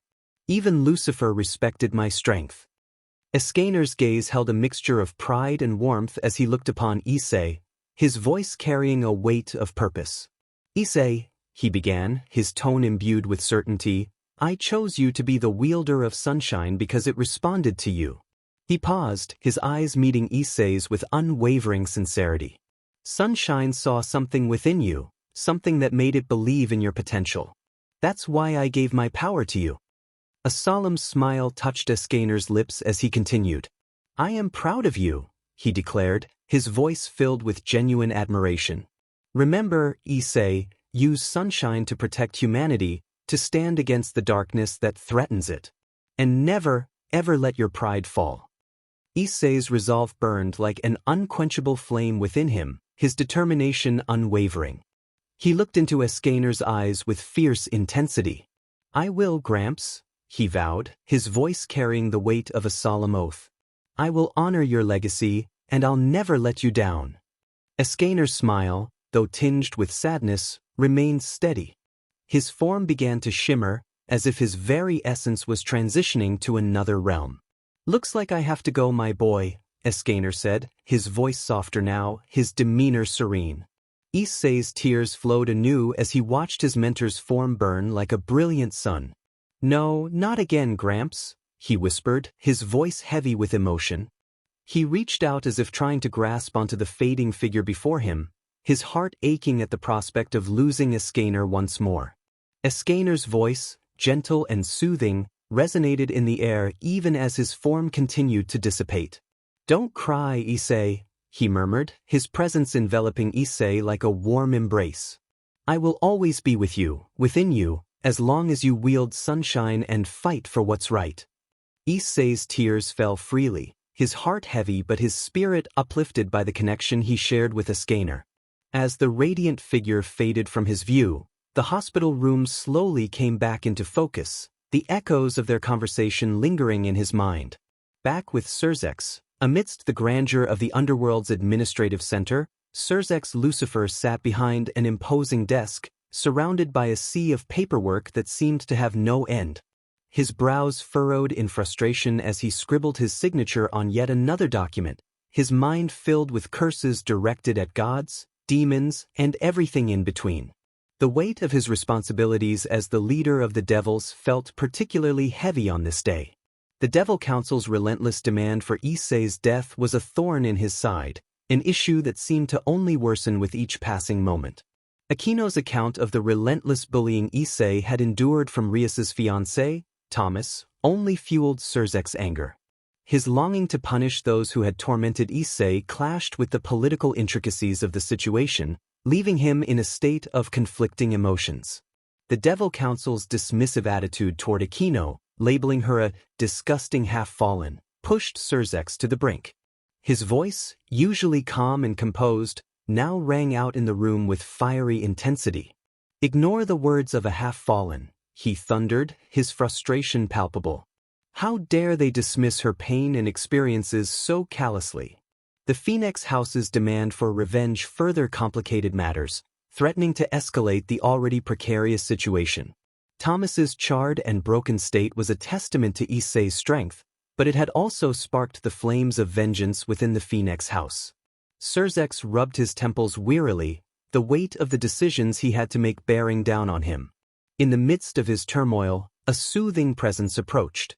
Graphia, his queen and wife, moved gracefully into the room. As her hands massaged his tense back, a rare smile broke through Sirzechs' stern demeanor. Her voice, a blend of tenderness and teasing, reached his ears. "Calm down, Sirzechs-sama," she purred, her tone inviting. "Maybe I'll give you a special treat later to help you relax." A spark of excitement ignited in Sirzechs. He kissed her passionately, his longing momentarily breaking through the facade of his stern demeanor. "I can't wait," he whispered against her lips, his voice heavy with anticipation. But duty called, and with a sigh, he tore himself away from Graphia's embrace, returning to the formidable stack of paperwork. His sleeves were rolled up, his expression one of determination. "First," he declared, his gaze intense as he looked at the mound of documents, "time for my mortal enemy's death. Begone, vile pieces of paper." Graphia sighed. "Why I married you is something I still question to this day." Sirzechs, diligently doing paperwork, looked back grinning. You know you love me, Efficient. You would never leave me hanging in trouble." Graphia rolled her eyes, smirking. "Of course, Sirzechs-sama, because I doubt you'd find your way out of a paper bag if I wasn't with you." Sirzechs whined, "That's mean love." In the Phenex household, a place that had once exuded pride and nobility, now simmered with anger and frustration. The news of Thomas's defeat at the hands of Issei Hyoudou had sent shockwaves through the family, and the atmosphere within their grand estate had turned tumultuous. Riser Phenex, known for his arrogance and flamboyance, could barely contain his rage. His voice echoed through the halls as he spoke, a sign of his seething anger. "Riser demands retribution," he exclaimed, his fists clenched at his sides. The fact that a low-class devil like Issei had bested his younger brother was an affront to his pride. Rival Phenex, the eldest brother, shared Riser's fury. His face was contorted in a scowl as he ranted about the humiliation their family had suffered. "This is an insult to the Phenex name," he bellowed, his voice carrying the weight of his indignation. "That wretched Hyoudou will pay dearly for this." Arya Phenex, Thomas's older sister, was a woman of poise and grace, but the anger burning in her eyes was undeniable. She paced back and forth in the opulent sitting room, her frustration palpable. "My poor younger brother," she hissed, her voice trembling with a mix of anger and concern. "To see him in the hospital, his body marred by burns. Issei Hyoudou will pay for this, or I will make sure of it." Arya, with her blonde hair elegantly tied into a ponytail and striking ruby-red eyes, commanded attention wherever she went. Her attire, a resplendent red gown that complemented her fiery eyes, accentuated her beauty and noble bearing. Despite her undeniable allure, Arya was not just a pretty face. Her determination and intelligence matched her beauty, and she was known for her unwavering loyalty to her family. Now, as she seethed with anger over her younger brother's injuries, that determination burned even brighter. Within the opulent halls of the Phenex household, tensions ran high as Lord and Lady Phenex grappled with their emotions in the wake of Thomas's severe injuries. Lady Phenex's voice trembled with a combination of grief and anger as she made her demands clear. "Issei Hyoudou must be punished severely," she insisted, her words laced with venom. "He should be declared a stray, and we should hunt him down." Lord Phenex, a figure of authority and wisdom, sighed deeply, his gaze heavy with the weight of responsibility. He understood the longing for vengeance that burned within his family, but he also knew the consequences of defying the orders of Sirzechs Lucifer, the leader of their race. As much as I want to avenge Thomas, my love, he admitted, his voice weary, Sirzechs-sama has explicitly ordered us not to lay a finger on Issei Hyoudou. Arya could not contain her rage any longer. Her eyes blazed with fury as she declared her intent. I will not stand for this, she exclaimed, her voice echoing through the halls. In an instant, she conjured a magic circle, her determination driving her to take matters into her own hands. With a flash of energy, she disappeared, leaving her family in shock. Lord Phenex cursed under his breath, his frustration evident. He knew that Arya's actions could have dire consequences, especially given their leader's strict orders. He turned to his other son, Rival, his expression urgent. Rival, go and call Sirzechs immediately, he ordered, the urgency in his voice clear. Rival nodded, his own longing for vengeance tempered by the need to prevent his sister from getting into even more trouble. Back in the hospital, Issei gradually awoke, the room coming into focus as he found himself surrounded by the sleeping forms of Escanor and Asia. Escanor had chosen to stay close, her head resting gently on his lap. Issei's heart swelled with warmth as he caressed her head, his smile tender. Wake up, Onee-San, he whispered softly. Escanor jolted awake, her eyes widening in relief as she saw Issei's awake and smiling face. Issei! She exclaimed, her voice filled with emotion. Her outburst roused Asia from her slumber, and she rushed to Issei's side, tears streaming down her face as she cried out, Issei! Both girls embraced Issei tightly, their relief and joy palpable. Issei held them close, his voice soothing. It's all right, he said gently, his hands stroking their backs. I'm okay now. Akiно's eyes were filled with a mix of anger and relief. I hate you, she muttered, her voice trembling. You made us so worried. I thought I might lose you forever. Issei's smile remained, but it held a hint of sheepishness. I'm sorry, he said softly, his gaze locked with Akino's. I didn't mean to make you worry like that.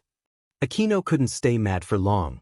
With a sigh, she leaned in and planted a kiss on Issei's cheek, causing a blush to spread across his face.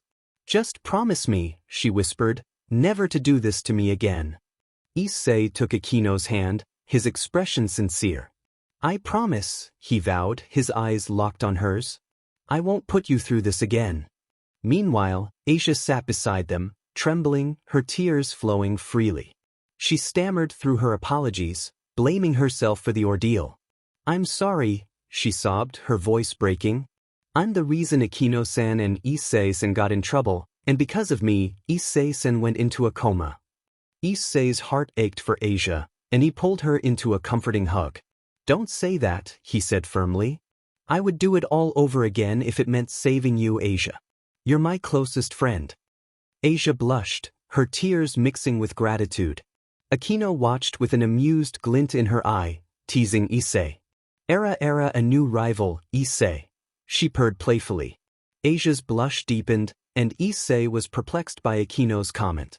But before they could delve into the complexities of Akino's words, a magic circle illuminated the room, and a figure emerged in a blaze of anger.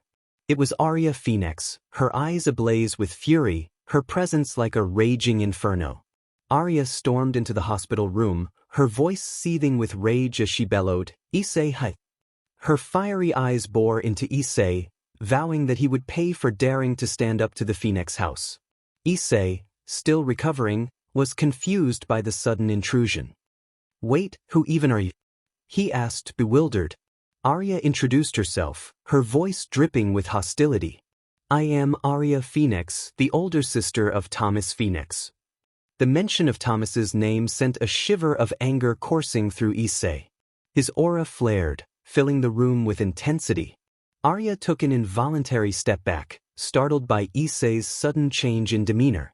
So, you're that guy's sister. How is he? Does he remember what happened?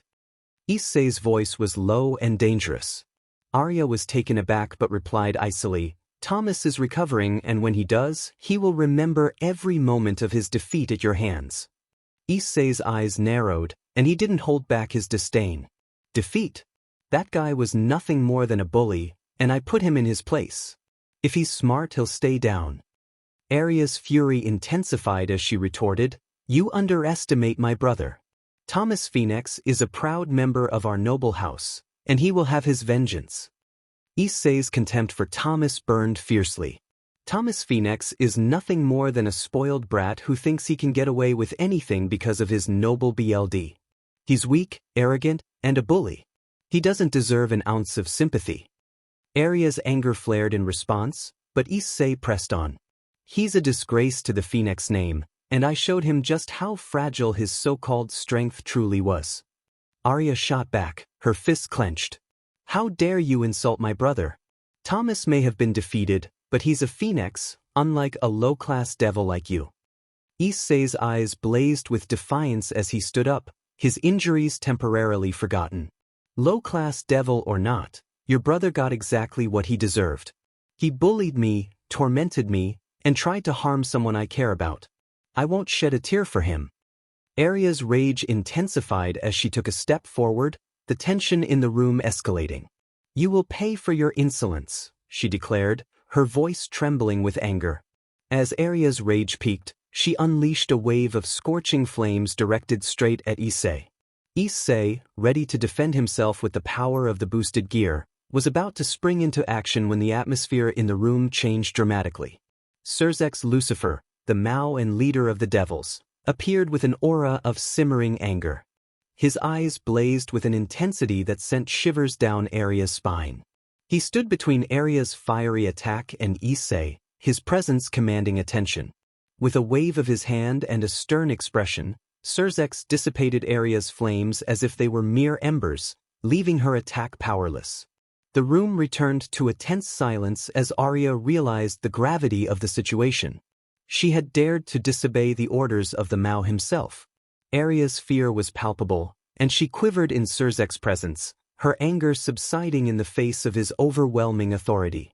Moments later, the Phenex family arrived. The entrance of Lord Phenex and the rest of the family added a new layer of tension as they found a scene of simmering anger and defiance.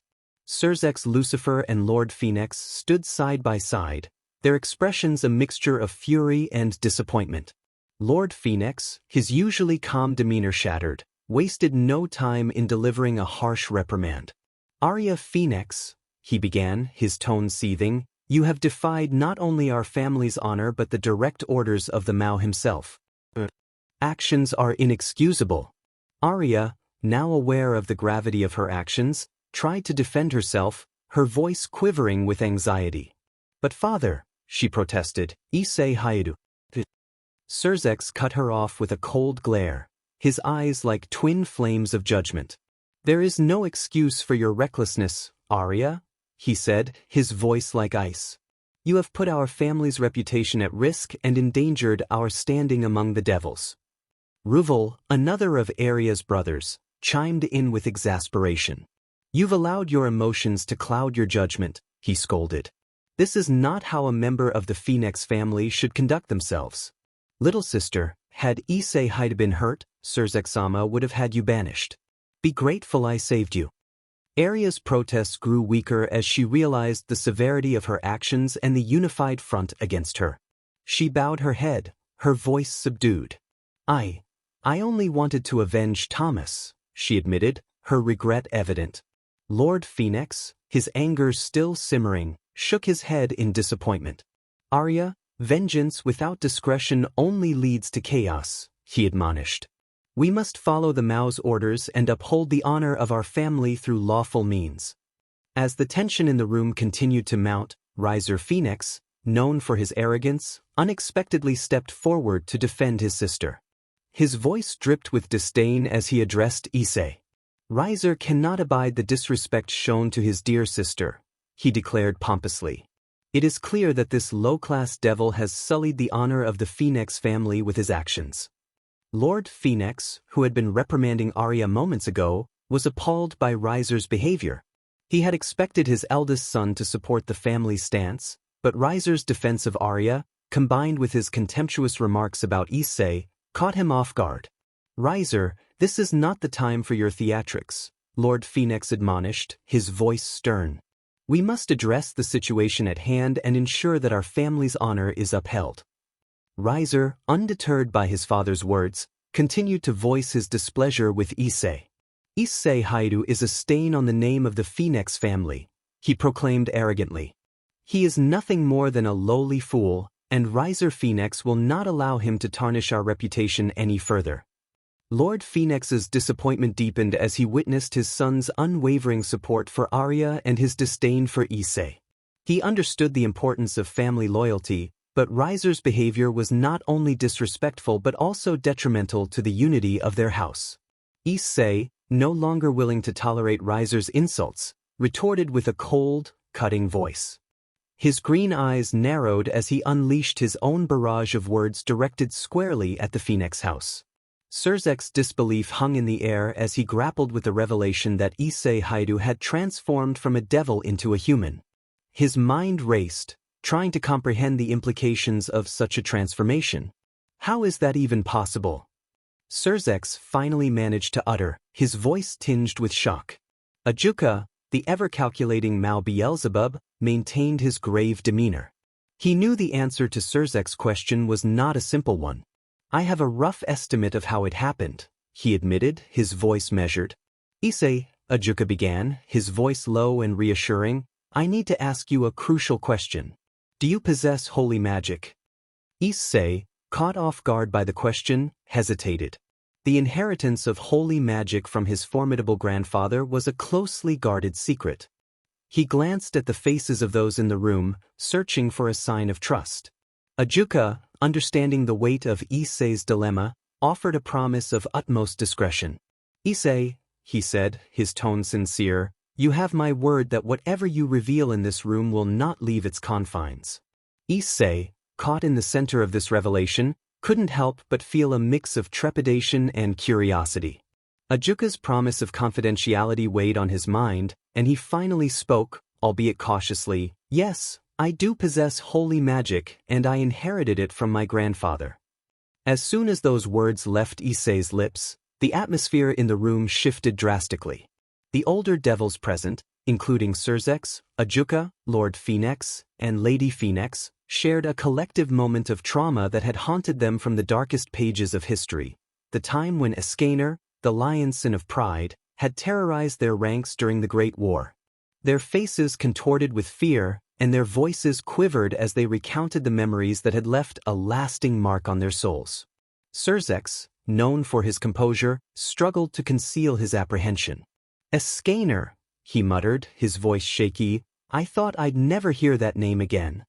Ajuka, the Maou Beelzebub, recalled the sheer power and destruction Escanor had unleashed. "He was a force of nature," he admitted with a shiver. "His presence alone sent shivers down our spines." Lord Phenex, usually dignified, had a haunted look in his eyes as he remembered the devastation wrought by Escanor.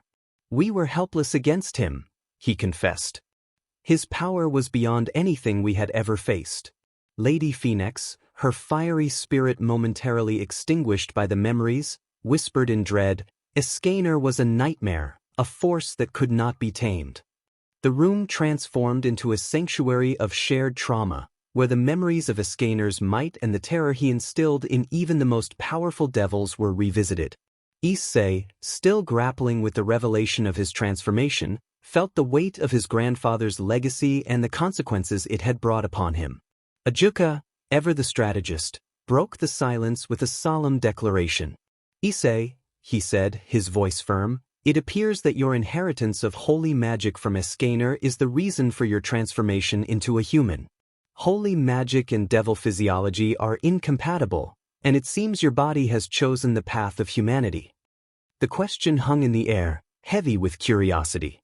Sirzechs, still bearing traces of fear and awe from the mention of Escanor, finally summoned the courage to ask, "Issei, how is it that you are Escanor's grandson?" "As far as we knew, Escanor did not have any children." Issei, sitting on the hospital bed, prepared to share the story of his connection to the legendary Escanor. It was a tale etched into his heart since childhood. He took a deep breath and began to recount the memories of that fateful day. It was a rainy day, Issei began, his voice carrying the weight of nostalgia. I was just a young child, lost and alone. I wandered the streets, drenched and shivering, with no one to turn to.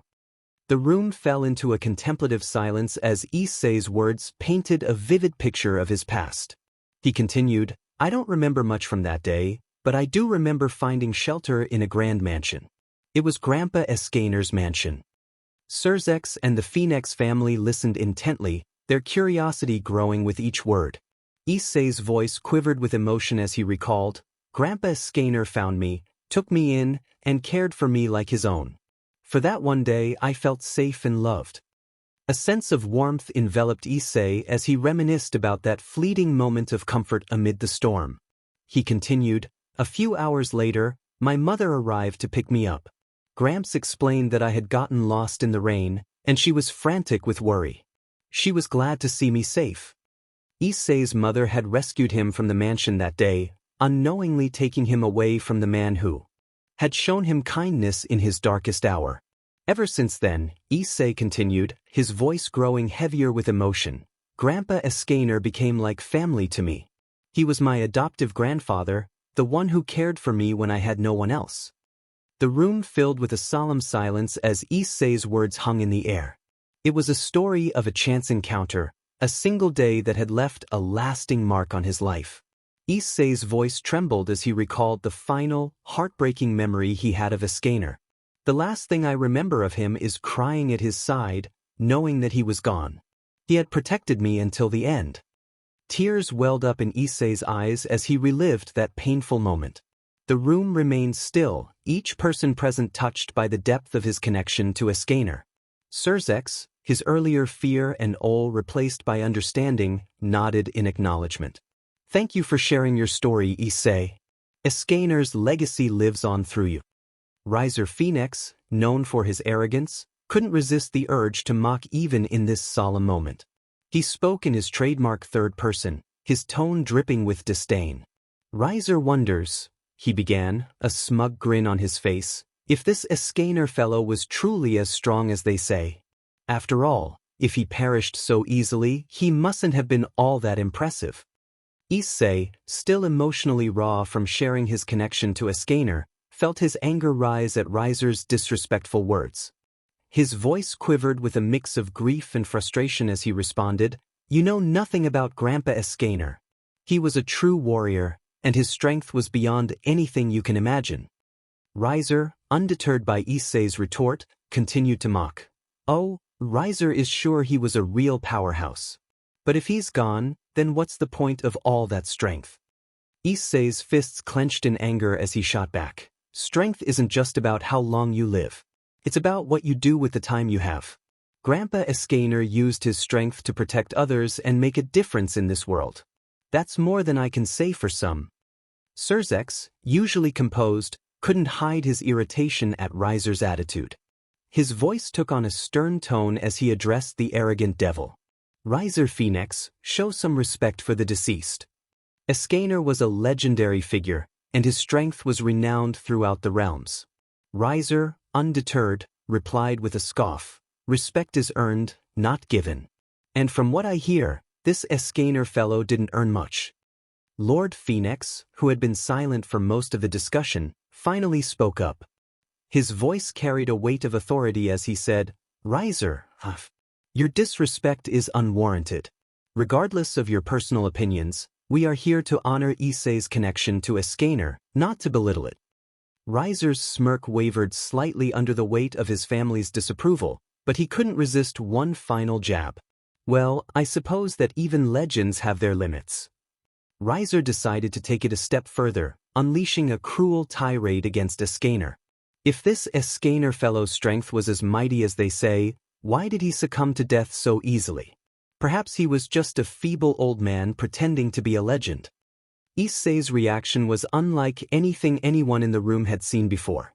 His eyes, once filled with fiery determination, turned cold and lifeless. He went completely silent, his expression devoid of emotion.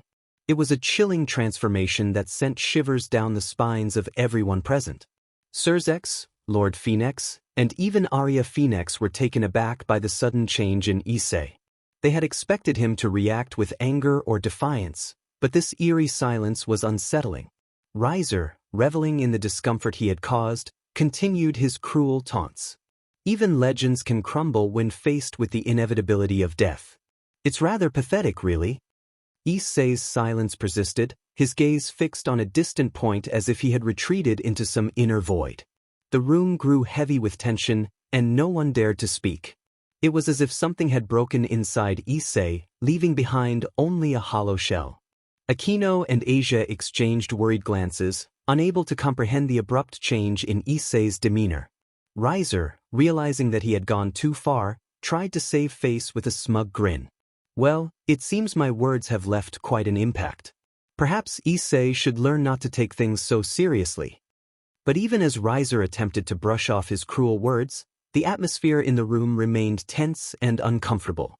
Issei's silence spoke volumes, reminding everyone that there were lines that should never be crossed, especially regarding respect for the departed. Issei's transformation into a cold and emotionless state didn't go unnoticed. As Sunshine's holy energy bathed him, his aura became overwhelming, causing many devils to instinctively back away. Sirzechs, quick to shield Escanor and Asia from the intensity of the power radiating from Issei, watched in astonishment and growing concern. Riser, on the other hand, found himself trapped in a nightmare of his own making. Issei's voice, now devoid of any warmth or humanity, cut through the air like a chilling wind. You dare mock the memory of Escanor, a warrior whose strength you can't even fathom. You have no right. Riser's smugness evaporated into sheer terror. He had crossed a line he couldn't comprehend, and Issei's transformation shook him to his core. Issei continued, each word carrying the weight of his anger and the power of sunshine. You, Riser Phenex, are nothing compared to the legacy of Escanor. Your arrogance blinds you to the reality of true strength. As Issei spoke, beams of intense holy energy emanated from him, forming a radiant and blinding aura. His eyes, once lifeless, now burned with an otherworldly fire that seemed to pierce through Riser's very soul. Riser stammered, his bravado shattered. I didn't mean. But Issei didn't let him finish. He raised his hand, and a surge of holy energy gathered around it, forming a scorching sphere of power. Enough, Issei declared, his voice resonating with authority. With a swift motion, he unleashed the sphere towards Riser, who barely had time to react. The blast struck with incredible force, sending Riser hurtling across the room, crashing into a wall with a deafening impact. The room fell into an eerie silence once more, broken only by the sound of Riser's pained groans as he struggled to get back on his feet. Issei's cold and emotionless facade slowly faded, replaced by a mix of exhaustion and lingering anger. The aftermath of Issei's display of power left the room heavy with tension and unease. Riser, still recovering from the impact of Issei's attack, was a far cry from the arrogant devil he had been just moments ago. Sirzechs, his expression a mix of relief and concern, lowered his protective barrier. He approached Issei with a deep sense of regret and guilt in his eyes. Issei, Sirzechs began, his voice filled with remorse, I apologize for the actions of my family and the way you were treated. Issei, despite the weariness in his eyes, managed to offer a sad smile. Sirzechs-sama, you don't need to apologize anymore. What's done is done. Escanor and Asia, who had been watching the entire ordeal with a mixture of fear and concern, now joined Issei. Escanor spoke softly, her voice filled with empathy. Issei, are you okay? Issei nodded, his smile becoming slightly warmer. I'm fine, Escanor-san. Just a bit drained. Asia, tears still glistening in her eyes, added, we were so worried about you.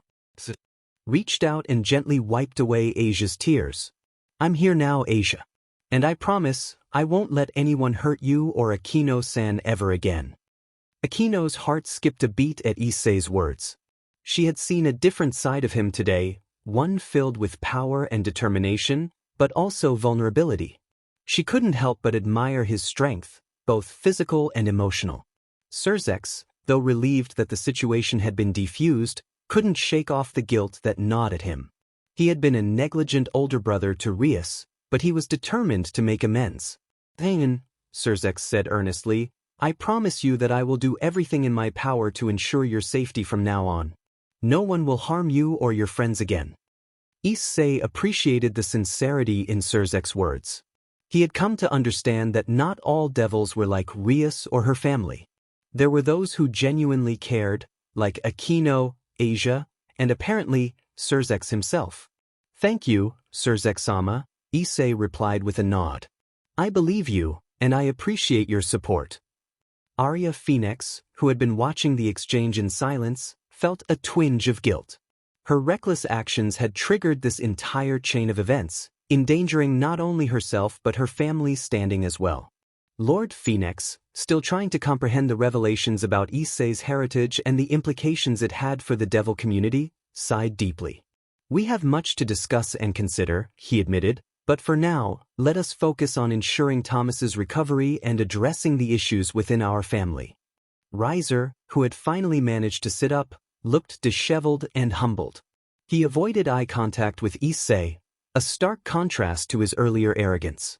The events of the day had left an indelible mark on him. Issei's gaze, though weary, was compassionate as he looked at Riser. "I hope you've learned a valuable lesson today, Riser Phenex. Strength isn't just about power, it's about how you treat others." Riser, chastened, nodded silently. He had been forced to confront the consequences of his actions, and it was not pretty at all. Issei's voice carried a mix of vulnerability and sincerity as he spoke. The room had fallen into a contemplative silence, and all eyes were on him, including Riser's, who listened with newfound humility. "You know," Issei began, his gaze distant as he reminisced, "I thought I would never be appreciated by anyone else other than my mom and dad. I was just a young boy with an obsession, and most people dismissed me as a nuisance. But my parents, they didn't care about that. To them, I was their miracle, their child." Escanor and Asia listened intently, their hearts going out to Issei as he shared a part of his past that he had rarely spoken about. Issei continued, his voice wavering slightly with emotion, "But Gramps. He was different. Instead of berating me, he tried to understand why I acted the way I did. He never judged me for being who I was, and he gave me proper guidance on how to treat others with respect." Sirzechs nodded in understanding. He could sense the deep connection Issei had with his grandfather, Escanor, and how the old man had played a pivotal role in shaping Issei's character. "It sounds like your grandfather was a remarkable person," Sirzechs commented, his tone filled with empathy. Issei's eyes softened, and a small smile graced his lips. "Yeah, he was. He taught me about strength, not just the physical kind, but the strength of character and kindness. He was the one who made me want to be a better person, someone who could protect and care for those I hold dear." "Thomas. He bullied me," Issei began, his voice cracking. "He made fun of me, labeled me as a villain, and turned everyone against me." Escanor and Asia, who had been listening attentively, couldn't hold back their tears any longer. Escanor's eyes glistened with sorrow, and Asia's tears flowed freely as they embraced Issei, their hearts breaking for the young man who had suffered in silence for so long. Issei continued, his voice filled with anguish, "He made it his mission to humiliate me, to make me feel worthless. We were both kids, and he treated me like I deserved to be treated that way. I didn't have anyone to stand up for me, and I didn't understand why I was being punished for being who I was."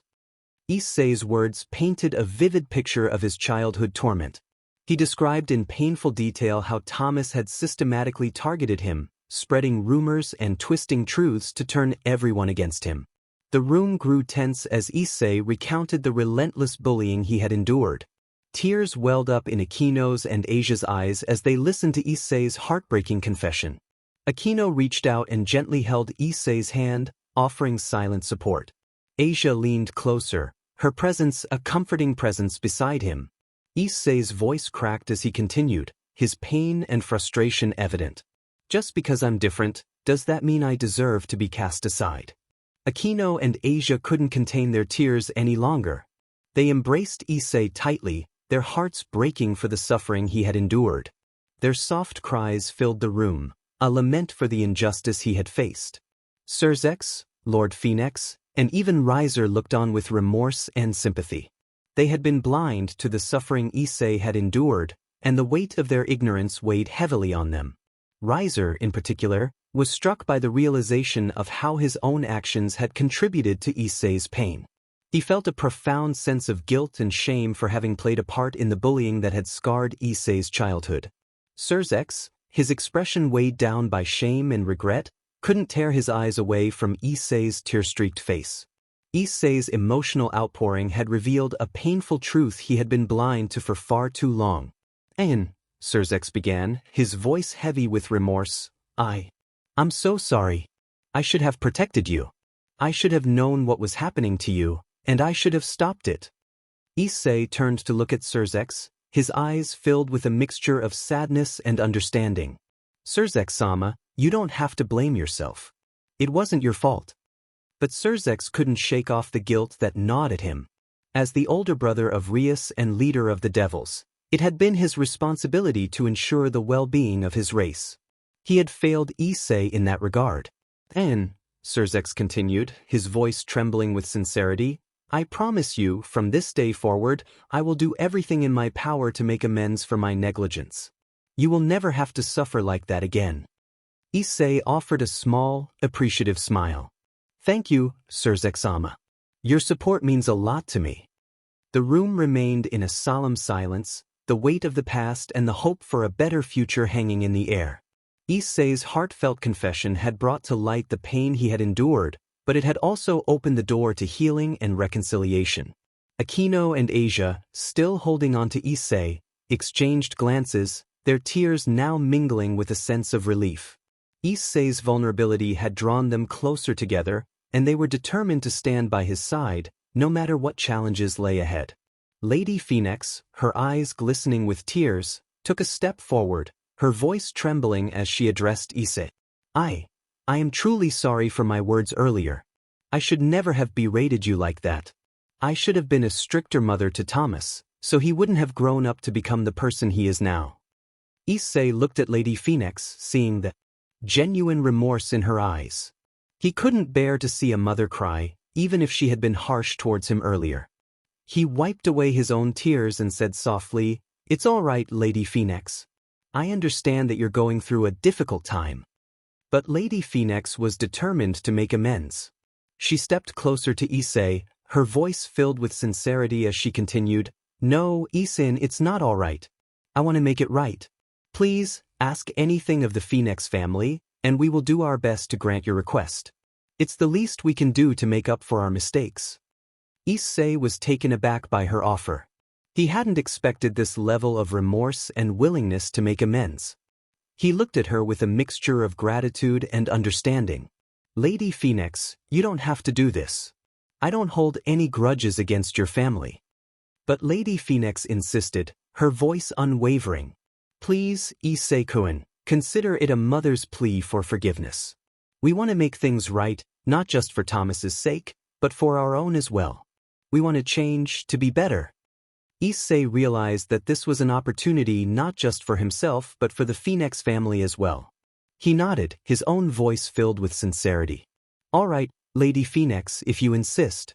There is something I would like to request. Lady Phenex's eyes lit up with hope, and she nodded eagerly. Anything, Issei-kun. Thank you, Lady Phenex. Issei began, his voice steady. What I request is for a change in how your family treats others, especially those who are considered lower in status. No one should ever go through what I experienced, and I hope that the Phenex family can play a role in making sure that such injustices don't happen to anyone else. Lady Phenex nodded, her expression determined.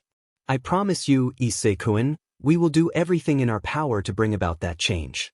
We will teach our children to be kind, compassionate, and fair to all, regardless of their status or background. Issei smiled, touched by her sincerity. That's all I ask for, Lady Phenex. To create a world where everyone is treated with respect and fairness. Lord Phenex, having witnessed the emotional exchange between Issei and his family, felt a deep longing to do more to make amends. He cleared his throat, drawing the attention of everyone in the room, and said, There is one more thing I wish to offer, Issei Hyoudou. Issei looked at Lord Phenex, curious about what else the Phenex family could offer. Lord Phenex continued, I would like to propose that Arya be offered to you in marriage. Lord Phenex's unexpected offer hung in the air, and the room fell silent. Arya's face turned as red as a ripe tomato, and she couldn't believe what she had just heard. She spluttered, Father. Lord Phenex, stern and resolute, raised a hand to silence his daughter. Arya, you will quiet down. This is not a matter for you to protest. It is a form of reparation for your impulsive actions. Issei was taken aback by this proposition. Marrying someone he barely knew was a concept he had never even considered. He glanced at Lady Phenex, whose expression was a mix of hope and earnestness. She was pleading for him to accept this unorthodox offer. Lady Phenex spoke, her voice filled with sincerity. Issei, please consider this. Arya may be impulsive and headstrong, but she genuinely wants to make amends for her actions. She recognizes the pain you've suffered because of our family, and this is her way of trying to right those wrongs. Issei was torn. Arya's face was still flushed with embarrassment, but there was something in her eyes, a hint of regret and longing, that caught his attention. He had always been a person willing to give others a chance, to believe in their capacity to change. He sighed and spoke, addressing Lord and Lady Phenex, I appreciate your intentions, but marriage is a serious commitment. It shouldn't be used as a form of punishment. However, if Arya truly wishes to make amends, I'm willing to forgive her. But let's not rush into a decision like this. We can start by getting to know each other better. Arya, her embarrassment slowly turning into relief, nodded in agreement. She realized that this offer was a second chance for her to prove that she could change and be a better person. Lady Phenex smiled warmly, grateful for Issei's understanding. Thank you, Issei-kun. That's a fair and reasonable request. We'll give you both the time you need to get acquainted. Lord Phenex, while initially surprised by Issei's response, respected his decision. Very well, Issei. We will abide by your terms. Arya, you will have to prove yourself not only to Issei but to our family as well. Issei, always considerate of the consequences of his actions, couldn't help but raise a crucial question. What if Thomas wakes up and protests against this? I mean, he is your son, and I wouldn't want to create further conflicts within your family. Lord Phenex and Lady Phenex exchanged solemn glances. It was a question they had been dreading but knew they had to face eventually. Lady Phenex spoke first, her voice filled with determination. Issei, we have allowed Thomas to behave recklessly for far too long. His actions, especially his treatment of you, have gone unchecked. If he wakes up and protests, we will have to make it clear that his behavior will no longer be tolerated. Lord Phenex nodded in agreement, his expression firm. You see, Issei, we have failed as parents in allowing our son to become such a bully. It's time we take responsibility and ensure that he understands the gravity of his actions. If necessary, we will punish him and make him understand the consequences of his behavior. Issei appreciated their honesty and willingness to confront the issue head-on. He didn't want to be the cause of further discord within their family, but he also knew that tolerating Thomas's actions would only perpetuate the cycle of mistreatment. Thank you for being honest with me, Issei said sincerely. I hope Thomas can change for the better too. Everyone deserves a chance to grow and become a better person. Lady Phenex smiled warmly at Issei's compassionate words. Issei-kun, you truly have a kind heart. We will do our best to guide our son onto a better path, just as you've shown us the way to be better as well. Sirzechs, with a warm smile, continued, Issei, I have one more thing to propose. I would like you, Aquino, and Asia to take a vacation to America. You've all been through so much, and you deserve some time to relax and enjoy yourselves. Issei blinked in surprise at the unexpected offer. America. That sounds incredible, but why? Sirzechs chuckled. Well, for one, it's an appealing place with many exciting things to see and do. But the main reason is this. It would be a perfect opportunity for you and Arya to get to know each other better. If she is to be married to you, it's important that you both have a chance to bond and understand each other. Arya, who had been listening quietly, blushed at the suggestion but didn't voice any objections. She understood the importance of building a connection with Issei, especially after the events that had transpired. Issei, after a moment of consideration, smiled and nodded. That sounds like a great idea, Sirzechs-sama. Akino-san, Asia, what do you think? Akino beamed. I think it's a wonderful idea, Issei. A vacation to America sounds like a dream come true. Asia, her eyes sparkling with excitement, agreed wholeheartedly. Yes, Issei. I'd love to go on a vacation with you. Sirzechs was pleased with their positive responses. Excellent. I'll make the necessary arrangements for your trip. It will be a fantastic opportunity for all of you to relax and strengthen your bonds. Just remember to have fun and make the most of it. As Sirzechs suggested the idea of a vacation to America, Akino's expression took an unexpected turn. Her usual serene demeanor transformed into a mischievous smile. She declared, Escanor, the one who will marry you first is me, without a doubt. Arya can come in later, if she wishes. Arya, who had been relatively quiet until now, clenched her fists and glared at Akino. What? Who do you think you are, Akino Himejima? Both girls stepped closer, their eyes locked in a fierce glare. Asia, caught in the middle of this brewing storm, looked from one girl to the other, her eyes wide with concern. She stammered, maybe we should talk about this calmly. But Akino and Arya were beyond listening to reason at this point. They were locked in a fierce battle of wills over Issei, their voices rising with each passing second. Akino's smile grew wider, and she said, Issei-kun, don't you agree that we make a lovely couple? Issei, now thoroughly frightened, tried to defuse the situation. Ladies, please, let's not fight over this. We can find a solution that makes everyone happy. Arya, her face flushed with anger, retorted, Issei is mine by right of engagement. You can't just swoop in and claim him, Akino. Akino's eyes flashed with determination as she countered, Oh, I can and I will. Issei-kun, you should choose the one who truly understands you. Issei's face turned beet red and he stammered, I don't know what to say. Asia, still trying to mediate, said with a trembling voice, maybe we can all spend time with Issei-san and get to know him better before deciding anything. But her suggestion fell on deaf ears as Akino and Arya continued their intense debate, completely ignoring Issei's discomfort and Asia's attempts at peacekeeping. The argument over who would marry Issei first raged on, creating a chaotic scene in the hospital room. Issei couldn't help but wish for a way to escape this predicament.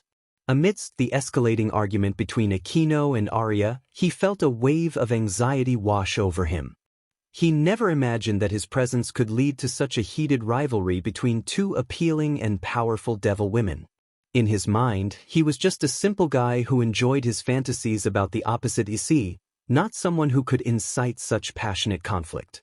As the two girls continued to exchange heated words, Issei turned his attention to Asia, who was caught in the middle of this chaos. Her face was a mix of worry and confusion, and her hands trembled slightly. Issei reached out and gently placed a hand on her shoulder, offering what little comfort he could muster in this situation. It's going to be all right, Asia, Issei whispered, his voice tinged with uncertainty.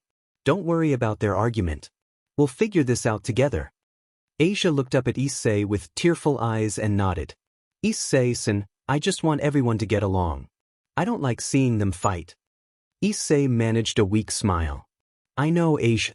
We'll try to talk to Akino and Arya and find a solution that makes everyone happy. But for now, let's focus on you getting better.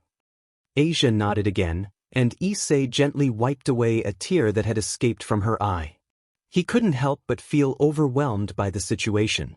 He was just a high school student who had been moved into the world of devils, angels, and fallen angels, and now he was at the center of a love triangle between two incredibly powerful and appealing women.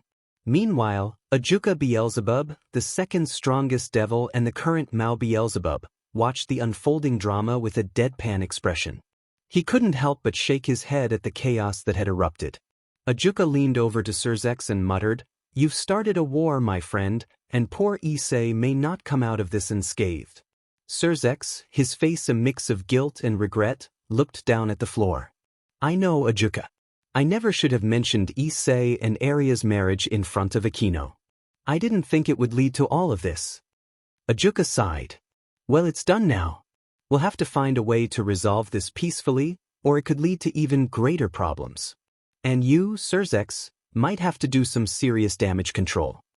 Sirzechs let out a dramatic sigh, realizing that he would indeed have to deal with more paperwork to resolve the Escanor-Issei situation. He muttered to himself, I never thought being the Maou would involve so much paperwork. Ajuka patted Sirzechs on the back, trying to console his friend. There's Sirz. We'll get through this together. Just think of all the paperwork as a test of your leadership skills. Sirzechs gave Ajuka a weak smile. You always know how to find the silver lining, Ajuka. Meanwhile, Escanor and Aria's argument had escalated to the point where they were practically nose to nose, their faces contorted with anger and jealousy.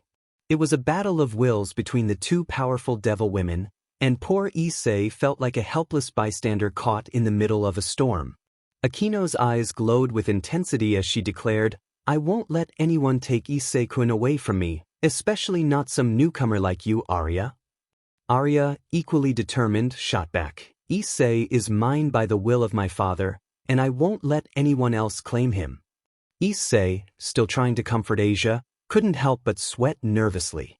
He whispered to Asia, This is getting out of hand, Asia. What should we do? Asia looked up at Issei, her eyes filled with worry. Maybe we should talk to them. Try to make them understand that we don't want to cause any trouble. Issei nodded in agreement. You're right, Li. Let's try to reason with them. As Issei and Asia cautiously approached the bickering devil women, they could feel the tension in the room. It was as if lightning might strike at any moment. Excuse me, Escanor-san, Aria-san, Issei began tentatively, we don't want to come between you two or cause any problems. We just want to find a solution that makes everyone happy. Escanor and Aria momentarily halted their argument, turning their attention to Issei and Asia. Akinor's expression softened slightly, but she was still wary. Issei-kun, you don't understand. You're special to me, and I don't want to lose you to someone else. Aria, on the other hand, looked conflicted. She glanced at Issei and then at Escanor, her determination waning just a bit. I don't want to hurt anyone either, but my father has made a decision, and I must honor it. Asia spoke up, her voice trembling slightly. Can't we all find a way to be friends? Issei-san is a kind person, and he cares about both of you. Maybe we can figure out a way to make this work without fighting. Issei nodded in agreement. Asia's right. We should try to find a compromise. Maybe we can spend time together and get to know each other better. Ajuka, who had been observing the scene, couldn't help but interject with a hint of humor. Well, it seems our young devil trio is trying to negotiate a truce. How adorable! Sirzechs, who had been dreading more paperwork, saw a glimmer of hope in the situation. You know what, Ajuka? Maybe they can figure this out on their own. We'll just have to wait and see. Escanor and Aria exchanged uncertain glances, both realizing that they didn't want to hurt Issei or each other. Perhaps there was a way to find common ground and build a unique relationship that worked for all of them. As the tension in the room began to dissipate, Issei, Escanor, and Aria decided to give compromise a chance. They would embark on a vacation together, hoping that spending time away from their familiar surroundings would help them bond and understand each other better. The plane soared through the sky as Issei, Escanor, Aria, and Asia were on their way to America. Aria and Escanor sat in their respective seats, not too far apart, but far enough to exchange disapproving glares. The tension in the cabin was palpable, and Issei sighed as he watched the clouds pass by outside the window. Meanwhile, Asia, who was sitting next to Issei, clung to his arm nervously. She felt the animosity between Escanor and Aria, which made her anxious. Issei patted her hand reassuringly, trying to calm her nerves. As the flight continued, Issei's mind drifted back to a conversation he had with Sirzechs, the devil Maou, in his office before the trip. It had been a warning about the situation in America, where the Greek gods had established their domain. Issei remembered Sirzechs' words vividly. Issei, Sirzechs had said, his tone serious. When you go to America, you need to be careful. The Greek gods have made it their domain, and they are known to be temperamental and selfish. They do not take kindly to intruders or those who disrupt their affairs. Issei had listened intently, realizing the gravity of the situation. He had asked, "What should I be careful of, Sirzechs-sama?" Sirzechs had continued, "There is a place in America called Camp Half BLD. It is a camp for the children of the Greek gods. Be cautious when dealing with them. They have powers and connections that could complicate your stay in America if you cross them." Issei had nodded, understanding the warning. He knew that the Greek pantheon was known for their pride and unpredictability. Confronting them would be unwise, and Sirzechs' advice had left a deep impression on him. Back on the plane, Issei couldn't help but worry about the potential encounters they might have with the children of the Greek gods.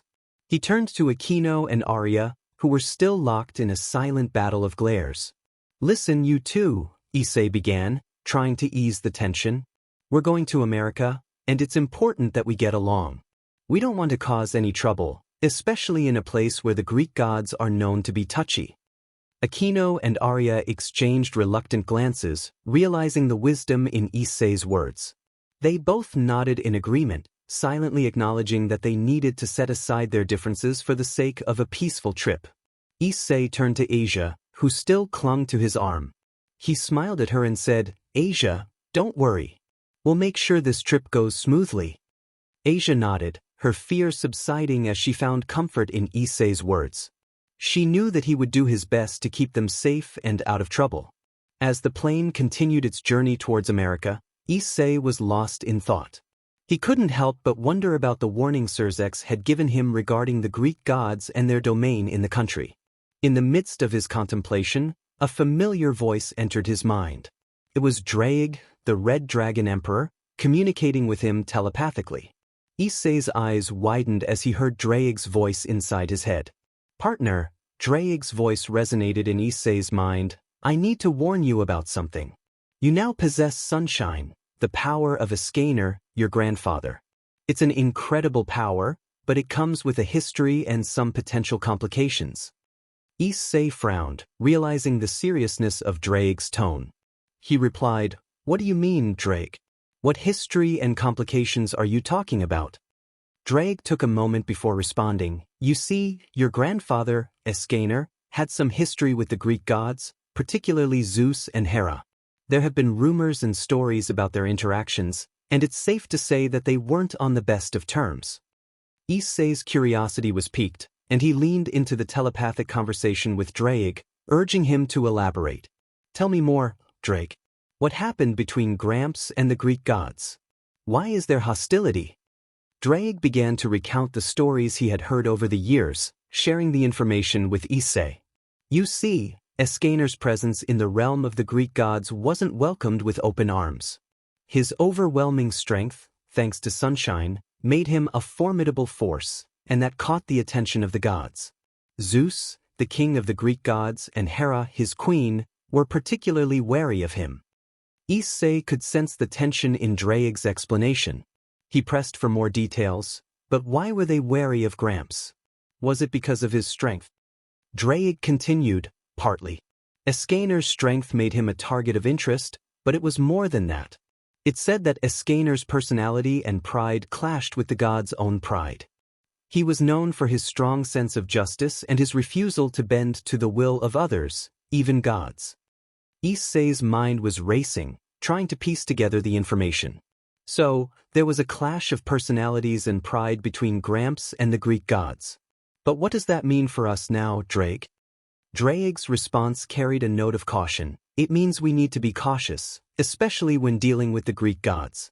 They might remember Escanor, and their memories of him might not be favorable. We don't want to attract their attention or anger." Issei nodded in understanding, realizing the potential dangers that lay ahead.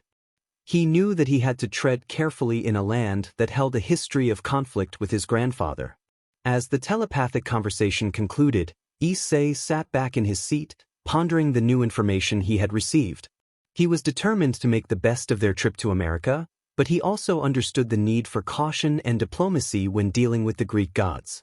The group had finally arrived in America, their destination filled with mystery, adventure, and potential danger. They had chosen a lodge near the beach, a place of beauty and serenity that contrasted sharply with the tumultuous events of their recent past. As they unpacked and settled into their new surroundings, the excitement in the air was palpable. The sound of the ocean's waves crashing against the shore filled the background, a soothing melody that seemed to promise moments of relaxation amidst the unknown. Issei, carrying his suitcase towards the lodge, was caught off guard when Escanor, who had been uncharacteristically quiet during the journey, suddenly wrapped her arms around him from behind. He could feel her warm breath on his ear as she playfully teased him, sending shivers down his spine. Issei blushed furiously as Escanor's playful demeanor took him by surprise. "Escanor, what are you doing?" he stammered, trying to regain his composure. Escanor's voice was soft as she whispered, "Oh, Issei, I couldn't resist any longer. The beach, the warm weather, and being so close to you. It's all so tempting." Arya, who had been observing the scene from a distance, felt a pang of jealousy. She watched the interaction between Issei and Escanor with a mix of envy and irritation. Her feelings for Issei were undeniable, but she hadn't anticipated the competition she would face from Escanor. Issei, still trying to gather his thoughts, mumbled, "Escanor, can't you save this for later? We have a lot to do and we should focus on getting settled." Escanor pouted playfully but relented, stepping away from him. "All right, Issei. But don't forget about it. We have all the time in the world, especially on this appealing beach." Issei's heart raced as he realized the implications of Escanor's words. He was not oblivious to the affection Escanor had shown him, and her advances were becoming more frequent. At the same time, he couldn't help but be aware of Arya's presence and the feelings she harbored for him. Arya, who had been silent until now, finally approached the two with a forced smile. "It seems like you two are having a great time. I'm going to go explore the beach. Issei, would you like to join me?" Issei noticed the tension in her voice and the strained smile on her face. He didn't want to hurt her feelings, so he agreed, "Sure, Arya. Let's go check out the beach together." As they left the lodge and ventured towards the beach, Arya's jealousy and frustration were difficult to conceal. She tried to make small talk with Issei, but her heart wasn't in it. Issei, aware of Arya's discomfort, decided to address the situation. "Arya, I want you to know that I appreciate you coming with us on this trip. But I've noticed that things have been a bit complicated lately, and I don't want anyone to feel uncomfortable." Arya looked at Issei with a mixture of sadness and longing. "Issei, I can't help how I feel, and I don't want to come between you and Escanor. But I also can't deny my own emotions." Issei nodded, understanding the complexity of the situation. "Arya, I value our friendship, and I don't want anything to change that. Let's enjoy this trip together as friends and deal with whatever comes our way." Arya smiled, her eyes brightening with gratitude. "Thank you, sis. That means a lot to me." The beach, with its golden sands and the gentle sound of the ocean waves, was the perfect destination for some relaxation and fun. The group, clad in their swimwear, made their way to the shoreline, ready to take a refreshing swim. Escanor, in her white bikini, exuded confidence, her long hair cascading down her back.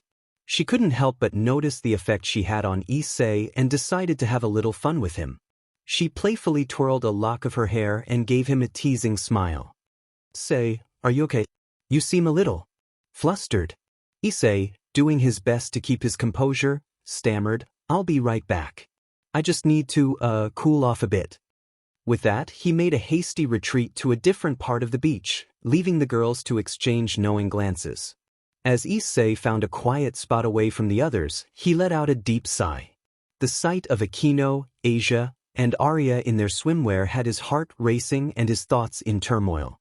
He knew he needed to regain his composure, or he would risk embarrassing himself further. In his moment of solitude, Draig, his partner and the Red Dragon Emperor, couldn't resist teasing him telepathically. "Issei, my boy, you seem to be in quite the predicament." Issei grumbled, "Oh, come on, Draig. You're not making it any easier." Draig chuckled, his mental voice filled with amusement. "You're a healthy young man, Issei. It's only natural to have those reactions. Just try to relax and enjoy the day. Issei appreciated Draig's attempt to lighten the mood, even if it did little to alleviate his embarrassment. He took a few deep breaths, trying to calm his racing heart and wayward thoughts. After a few minutes, he felt more composed and made his way back to the group. As he returned, Aquino and the others greeted him with smiles, fully aware of the effect their presence had on him. Determined not to let his nerves get the best of him, Issei grinned and said, "Sorry about that. I'm ready to enjoy the beach now." Aquino gave him a sly look. "I'm glad you're feeling better, Issei. Let's make the most of our time here." The day had been filled with laughter and joy, as Issei, Aquino, Asia, and Arya enjoyed their time at the beach. They shared moments of fun and bonding that allowed them to forget the complexities of their relationships, at least for a little while. The sun dipped lower in the sky, casting a warm glow over the scene as it became close to afternoon. As the group made their way back to their lodge, they were met with an unexpected encounter.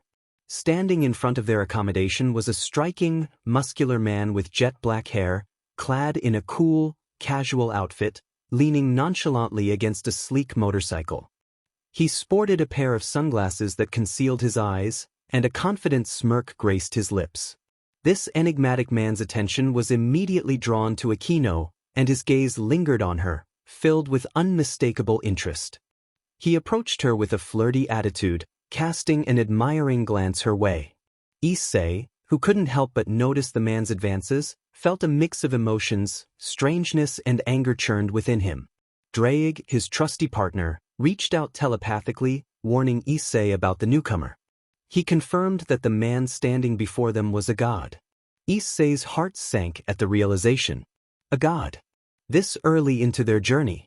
The aura that the god exuded seemed to stoke his anger and longing for confrontation. Issei's frustration grew. A god. Why now? And which one? He couldn't help but feel provoked by the god's presence, as if it ignited a fiery rage within him. Draig's voice broke through his thoughts, advising caution and revealing his suspicion regarding the god's identity.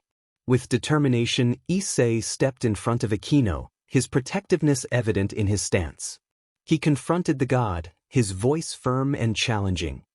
"Who are you, and why are you here?" Issei demanded answers, unwilling to bow before this mysterious individual. The god, undeterred by Issei's bravado, smirked and let out a dismissive laugh. "A pipsqueak like you should know his place and bow before a god. Though I can see you possess some impressive power. I'm Ares, the god of war." Issei, unflinchingly, met Ares's intense gaze and demanded an explanation for the god's presence. "Why are you here?" Issei asked, his voice laced with both curiosity and suspicion. Ares chuckled, the sound carrying an air of arrogance and power. "I'm not here for a leisurely stroll, if that's what you're wondering. I've sensed something extraordinary about you." Issei wasn't one to back down easily, and he pressed further. "Extraordinary? What are you talking about?" Ares's sunglasses concealed his eyes, but his smirk was evident. "I can sense the power of sunshine within you. The same power that belonged to Escanor." Issei's eyes widened at the mention of his adoptive grandfather. He had not expected this connection to be so readily apparent. "Escanor was my adoptive grandfather," he admitted. The fact that Ares knew Escanor instantly set off warning bells in his mind. Ares's demeanor shifted, his tone growing colder and filled with disdain. "Escanor," he muttered with a bitter undertone. "I remember him well. Years ago, I crossed paths with that man. It was a fight that didn't even last a second." Issei listened with rapt attention, curious about the story that was unfolding before him. Ares continued, his voice carrying a sense of humiliation. "Escanor flattened me without breaking a sweat. He crushed me like I was nothing." The god's face contorted with anger, and his pride had clearly been wounded deeply. The implications of Ares's words were not lost on Issei. Escanor had bested the god of war with ease, and that fact seemed to have haunted Ares ever since. Issei took a step back, feeling the immense tension in the air. Aquino, Asia, and Arya were all bracing themselves for the impending confrontation, their powers manifesting around them as they prepared for battle. Arya's flames flickered and danced around her, a reflection of her rage and determination. Aquino's lightning crackled and sparked, a display of her unwavering loyalty and readiness to protect Issei. Asia's healing abilities were at the ready, a silent vow to keep her friends safe. Ares's twisted grin widened as he continued to taunt Issei, his voice oozing with malice. "Oh, I plan to savor every moment of your suffering, boy. Killing you is just the start of my revenge. And those lovely ladies you have with you, well, they might provide me with some entertainment." Issei's eyes blazed with fury at Ares's callous words. He couldn't let this god of war harm his friends, and he certainly wouldn't allow any harm to come to Aquino, Asia, and Arya. Aquino's anger flared as she clenched her fists. Lightning crackled around her, a warning to Ares not to underestimate her powers. Arya's flames burned hotter, her eyes locked onto the arrogant deity. She wouldn't let anyone threaten her new friends, especially not her potential future husband. Asia's expression was a mixture of fear and determination. She might not have combat abilities like the others, but she was willing to do whatever it took to protect Issei and her friends.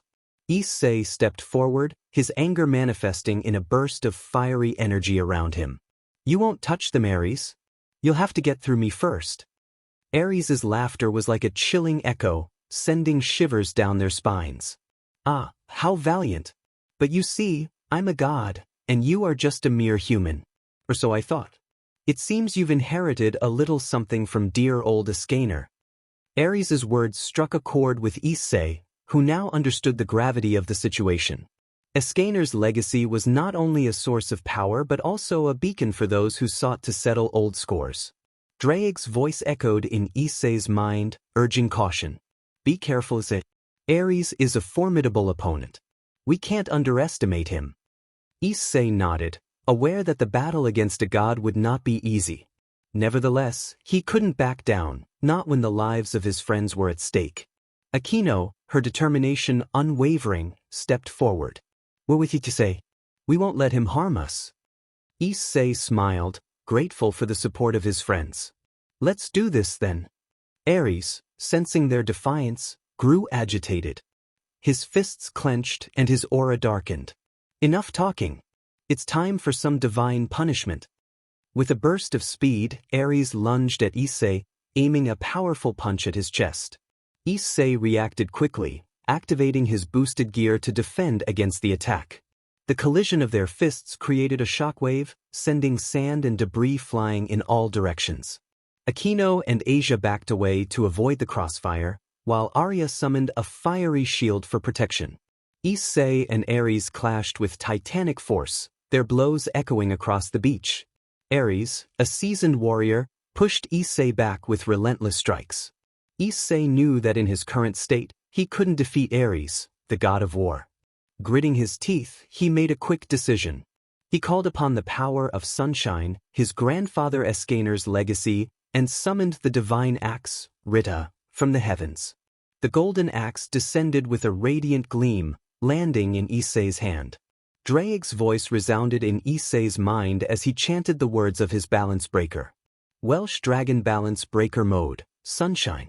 Issei's armor transformed, empowered by the radiant energy of sunshine. His body became a beacon of divine power, and his strength surged to new heights. Ares, seeing the transformation, sneered with a mixture of admiration and arrogance. The Red Dragon Emperor with the power of sunshine, an intriguing combination. "You are indeed a formidable threat. I should eliminate you before you become a nuisance to the gods."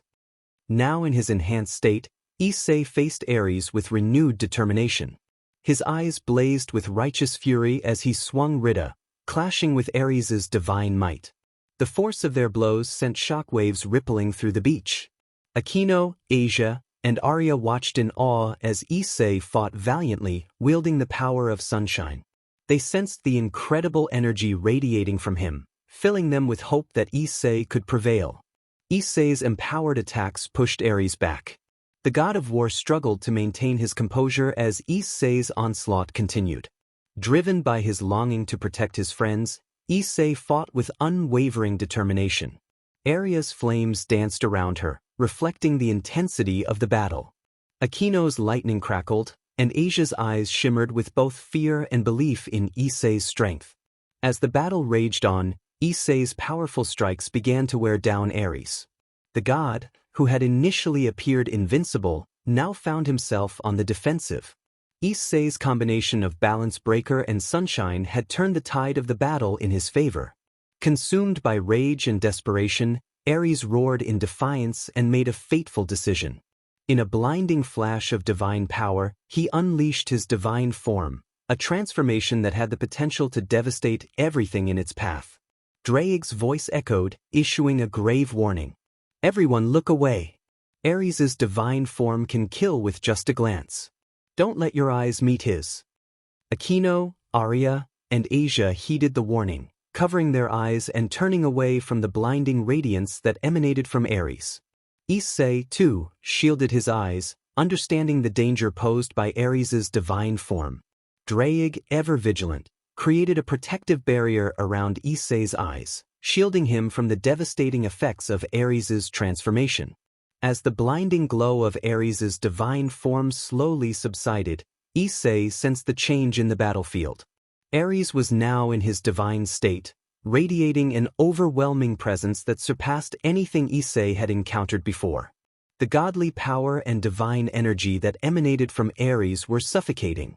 Issei cautiously lowered his hands, and with Drake's protective enchantment, he could look upon Ares without being instantly harmed by his divine gaze. The sight before him was both awe-inspiring and terrifying. Aquino, Arya, and Asia, still shielded from the deadly effects, watched as Issei confronted Ares in his divine form. The intensity of the battle was reaching unprecedented levels, and the fate of the beach hung in the balance. Ares, now fully transformed, regarded Issei with an arrogant smirk. "Behold my divine form, Issei Hyoudou. This is the power of a god, a power that will put an end to your defiance." Issei, resolute and determined, pointed Rita at Ares. "I don't care if you're a god. I won't back down. I fight to protect my friends and myself." Drake's voice echoed within Issei's mind, encouraging him to use Sunshine's power to its fullest. Issei's armor, enhanced by the divine energy of Sunshine, began to shine even brighter. He was prepared to face the god of war, regardless of the odds stacked against him. Ares, seething with anger, unleashed a devastating attack, a torrent of divine energy that threatened to engulf Issei. Issei, fueled by the power of Sunshine, stood his ground, holding Rita to defend against the onslaught. The clash of powers sent shockwaves through the beach, creating massive craters in the sand. The sheer force of their confrontation was reshaping the landscape. The battle between Issei and Ares raged on with relentless fury. Issei, empowered by Sunshine, wielded the divine axe, Rita, with unmatched precision, while Ares, in his divine form, brandished a deadly spear. The clash of their weapons sent sparks flying and reverberated across the beach. Ares sneered, his eyes filled with arrogance. "You may have Sunshine, Issei Hyoudou, but you cannot defeat the god of war so easily." Issei responded with a fierce swing of Rita, sending a shockwave of golden flames hurtling toward Ares. The god deftly parried the attack with his spear, but the sheer force of the blast created a massive explosion, scattering sand and debris in all directions. Issei smirked, his determination unwavering. "I don't intend to make it easy for you, Ares." Their combat was a breathtaking display of power and skill. Issei's movements were fluid and precise as he swung Rita with a combination of grace and ferocity. Ares, the seasoned god of battle, countered with a masterful display of combat techniques, making every move count. Ares lunged forward, his spear moving with deadly precision. Issei blocked the strike with Rita, the impact creating a shockwave that sent ripples through the air. The force of the blow sent Issei skidding back across the sand, but he quickly regained his footing. Issei grinned, his golden armor gleaming. "You're strong, Ares." Ares, unrelenting, pressed the attack. He unleashed a barrage of lightning-fast strikes with his spear, each one aimed at Issei's vital points. Issei responded with a combination of speed and agility, expertly parrying Ares's blows and narrowly avoiding each move. Arya, Escanor, and Asia watched in awe as the battle unfolded. Issei's mastery of Rita and the power of sunshine was a sight to behold. Ares, despite his divine form, was facing a determined and powerful adversary. With a burst of speed, Issei closed the distance between them and swung Rita with tremendous force. Ares blocked the attack with his spear, their weapons locking in a fierce clash. Sand and sparks flew from the point of contact, creating a dazzling display of power. Ares's grin widened as he pushed against Issei. "You fight well, mortal, but you can't keep up with a god." Issei responded with a burst of golden flames that erupted from Rita, forcing Ares to step back. The god of war was momentarily caught off guard but quickly regained his composure. As the intense battle raged on, Issei realized he needed to bring this conflict to a swift conclusion. The sun was now at its peak, casting brilliant rays upon the beach. Focusing on the celestial source of his power, Issei raised his hand toward the sun. The radiant energy of sunshine began to gather around his hand, swirling into a giant miniature sun. Drake's voice resounded in Issei's mind, urging him to finish the battle. "End it, Issei." With a resounding roar, Issei declared, "Cruel Sunday." The gathered power within his hand was unleashed in a blinding flash of incandescent brilliance. The mini-sun hurtled toward Ares with unstoppable force, leaving a blazing trail in its wake. The moment of impact was cataclysmic. The collision between the mini-sun and Ares sent shockwaves rippling through the air. The explosion that followed was of such immense magnitude that it shook the entire country. The sea, bearing witness to this spectacular display of power, began to churn and boil as the water evaporated at an astonishing rate.